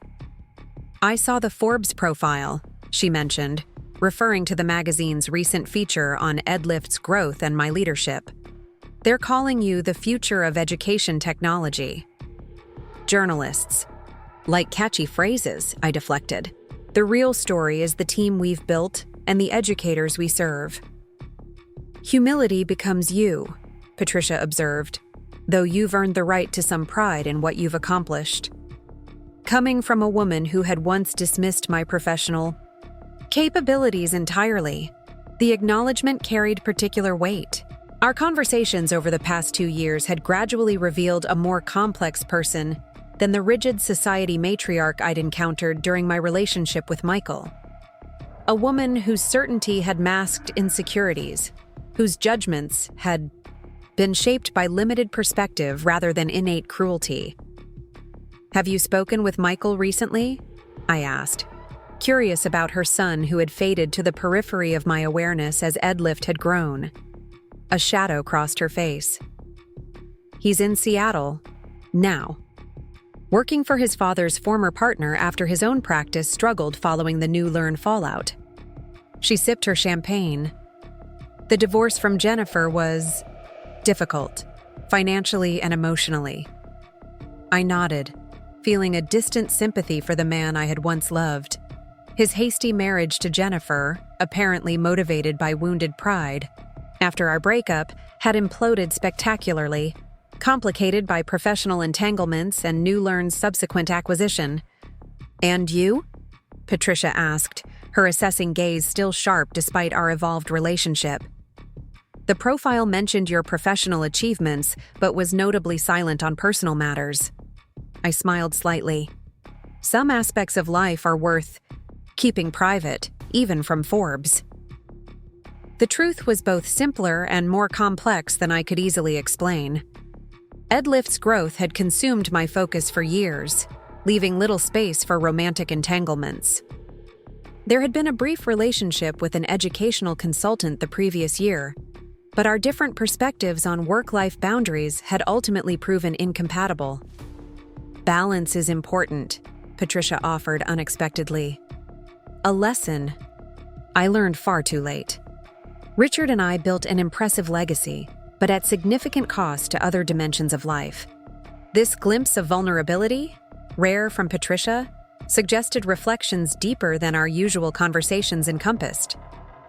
"Speaking of legacy," I transitioned, curious about something I'd been meaning to ask.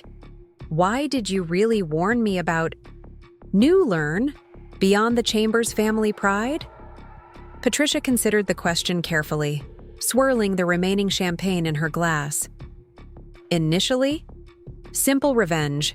David Reynolds had manipulated my family, used our name for credibility while pursuing his relationship with Jennifer. That offense alone warranted response." I nodded, having suspected as much. "And later, when you provided additional information about their financial situation and technical issues?" "Later." She paused, seeming to search for the right words. "Later, I recognized an opportunity to correct a mistake. I had dismissed your potential once based on circumstances rather than capability. Supporting your success became a form of restitution, perhaps." "Restitution," I repeated, surprised by her candor. "That's an interesting framing." "Is it?" She met my eyes directly. "I pride myself on recognizing quality, Sarah, on understanding value. Yet I failed to see either in you because of preconceived notions about background and pedigree. That failure of judgment deserved correction." The acknowledgement, the most direct she had ever offered regarding her previous treatment of me, momentarily left me speechless. "Well," I said finally, "your support during the New Learn acquisition certainly helped correct that particular ledger." Patricia smiled slightly. A beginning, perhaps. She glanced across the reception hall where Lisa was engaged in animated conversation with several education officials. Your partnership with Lisa has proven particularly effective. Another area where my judgment was flawed. I assumed your friendship was merely social rather than a powerful professional alliance. Most people underestimated Lisa, I acknowledged. It's a mistake they typically make only once. Our conversation was interrupted by the approach of the education secretary, a recent supporter of EdLift's expansion into underserved school districts. After introductions and brief exchanges, Patricia excused herself with characteristic grace, leaving me to navigate the political dimensions that increasingly accompanied EdLift's growing influence. Hours later, as the reception wound down, I found myself alone on the venue's terrace, enjoying a moment of quiet reflection before returning to my hotel. The city lights spread below, a tapestry of possibilities and connections much like the educational landscape EdLift was helping to transform. There you are. Lisa's voice broke my reverie as she joined me at the railing. Hiding from your admirers? I smiled at my oldest friend and trusted partner in building EdLift. Just catching my breath. It's been an intense day. It has, she agreed, leaning against the railing beside me. Though watching Patricia Chambers introduce you to the education secretary as the most innovative mind in educational technology might have been worth all the networking small talk. I laughed, remembering Patricia's surprisingly effusive introduction. Life takes unexpected turns, doesn't it? 5 years ago, she was telling me to focus on teaching because business wasn't my strong suit. And now she's practically your biggest fan, Lisa observed. Though I maintain a healthy skepticism about her sudden conversion. It's not so sudden anymore, I pointed out. And people can change, especially when confronted with irrefutable evidence. Like a $100 million valuation and mainstream recognition? Lisa grinned. That would change anyone's perspective. Perhaps, I acknowledged. Though I think it's more complicated than that. Patricia values achievement above almost everything else. Once EdLift became objectively successful by metrics she recognizes, her assessment had to change. Unlike some people who recognized your brilliance from day one, Lisa teased, bumping my shoulder with hers. Yes, your superior judgment has been duly noted, I assured her with a smile. Multiple times in various speeches and interviews. Sortie? We stood in comfortable silence for a moment, reflecting on the journey that had brought us from skeptical teacher and reluctant technical advisor to CEO and CTO of an educational technology company, changing learning experiences for millions of students. I have news, Lisa said finally. I wasn't sure when to share it, but now seems right. Something in her tone made me turn to face her fully. What is it? The research fellowship I applied for at MIT, she began, uncharacteristic. Hesitation in her voice. They've accepted me. Full funding, 2-year commitment, starting this fall. The prestigious fellowship had been Lisa's dream for years, an opportunity to explore cutting-edge applications of artificial intelligence in educational contexts with leading researchers in the field. She'd applied on a whim, convinced her, chances were minimal given the competition. Lisa, that's incredible, I exclaimed, genuinely thrilled despite the implications for EdLift. MIT has been your goal forever. Relief washed over her face. You're not upset about the timing? With the international expansion coming up? How could I be upset? This is your dream. I embraced her briefly. Besides, you've built an extraordinary technical team. They can handle the expansion implementation with your architecture already in place. I'll still consult, she promised. And MIT is interested in potential research applications using EdLift's platform, so there could be collaboration opportunities. As we discussed the logistics and possibilities, I felt a complex mixture of emotions. Joy for Lisa's opportunity, pride in how far we'd both come, and a quiet acknowledgement that another chapter was shifting in ways neither of us had anticipated. We should celebrate, I decided. Dinner tomorrow before heading back? Just us, like the old days. Perfect, Lisa agreed, though the old days never included expense accounts like we have now. We laughed, remembering late nights in my tiny apartment, planning EdLift on whiteboards propped against the wall, surviving on takeout and determination. As we returned inside to collect our belongings, I caught sight of Patricia deep in conversation with the conference organizer. She noticed me watching and nodded slightly, a gesture containing acknowledgement, respect, and perhaps a touch of something like pride, though not the condescending variety she had once directed toward Michael's achievements. This, I realized, was the most profound transformation in our strange journey together. Not that Patricia had come to respect me, but that her respect no longer held the importance it once did. The approval I had once unconsciously sought from the Chambers family matriarch had been replaced by confidence in my own judgment, validation through the tangible impact of EdLift on students' lives, rather than social acceptance from those who had initially deemed me unworthy. The next evening, Lisa and I claimed our usual corner table at Giovanni's, the restaurant that had witnessed so many pivotal moments in EdLift's evolution, from initial celebratory champagne after the Horizon meeting to tense strategy sessions during the New Learn acquisition. To MIT, I toasted, raising my glass, and to whatever comes next for both of us. Lisa clinked her glass against mine. To EdLift's continued success, and to proving Patricia Chambers spectacularly wrong. I laughed. I thought we agreed it wasn't about proving anyone wrong. You agreed to that, Lisa corrected with a grin. I maintained proper vindication as a secondary objective all along. As our dinner progressed, conversation flowed easily between professional developments and personal reflections. Lisa shared her research proposals for MIT. I outlined my vision for EdLift's next evolution. The boundary between personal and professional had always been fluid between us, our friendship providing foundation for our business partnership rather than complicating it. Have you thought about Patricia's suggestion? Lisa asked, as dessert arrived. About joining the Education Policy Advisory Council? The invitation had come unexpectedly, a prestigious appointment typically reserved for established academic leaders or industry veterans. Patricia, whose connections extended into political circles I had never anticipated accessing, had facilitated the introduction. I'm considering it, I admitted. The potential for systemic impact is significant. You should do it, Lisa encouraged. EdLift has proved what's possible through technology. Policy is the next frontier for meaningful change.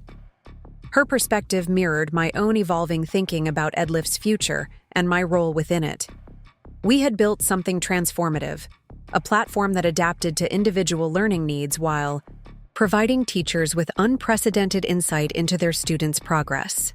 But technology alone couldn't address the structural inequities in educational access and resource allocation. You know what's ironic? I mused. If I accept, I'll be working alongside some of the same people Patricia once used to intimidate me at Chambers family functions, university presidents, foundation directors, political appointees. Except now you'll be meeting them as equals, Lisa noted, as someone who built something real rather than inherited position. The observation crystallized something I had been gradually recognizing, the fundamental shift in how I navigated professional spaces. No longer was I apologizing for my background or tempering my ideas to avoid appearing presumptuous. EdLift's success had not just validated my vision, but transformed my relationship with authority and influence. I think I will accept, I decided. But not because of the prestige or connections. Because of the potential impact, Lisa finished for me, understanding completely. As we finished our meal and prepared to part ways, Lisa returning to preparations for her MIT fellowship, me to EdLift's headquarters for final review of our international launch strategy, I found myself reflecting on the extraordinary journey. From classroom teacher with a vision to CEO with influence extending beyond my company's immediate domain. Patricia Chambers, who had once dismissed me as someone who would never amount to anything, now facilitated my entree into policy circles she had long navigated. The mother-in-law who might have been had assessed my worth based entirely on background and credential rather than capability and contribution. Her reassessment, while gratifying, was ultimately incidental to the deeper transformation, my own recognition of what I could build when unburdened by others' limited perceptions. EdLift had succeeded not to prove Patricia wrong, but because it addressed a genuine need with innovative solutions developed by people passionate about educational equity. Outside Giovanni's, Lisa and I embraced goodbye, promising to meet before her departure for MIT. "You know," she said as we separated, "I've been thinking about what real success looks like. It's not the valuation or the award or even the policy, council invitation." "What is it then?" I asked, curious about her perspective. She smiled. "It's the fact that when Patricia Chambers tells people about you now, she doesn't mention that you were almost her daughter-in-law. She identifies you solely by what you've built. That's when you know you've truly arrived. When your creation outshines all other aspects of identity in the eyes of someone who once reduced you to merely Michael's unsuitable choice."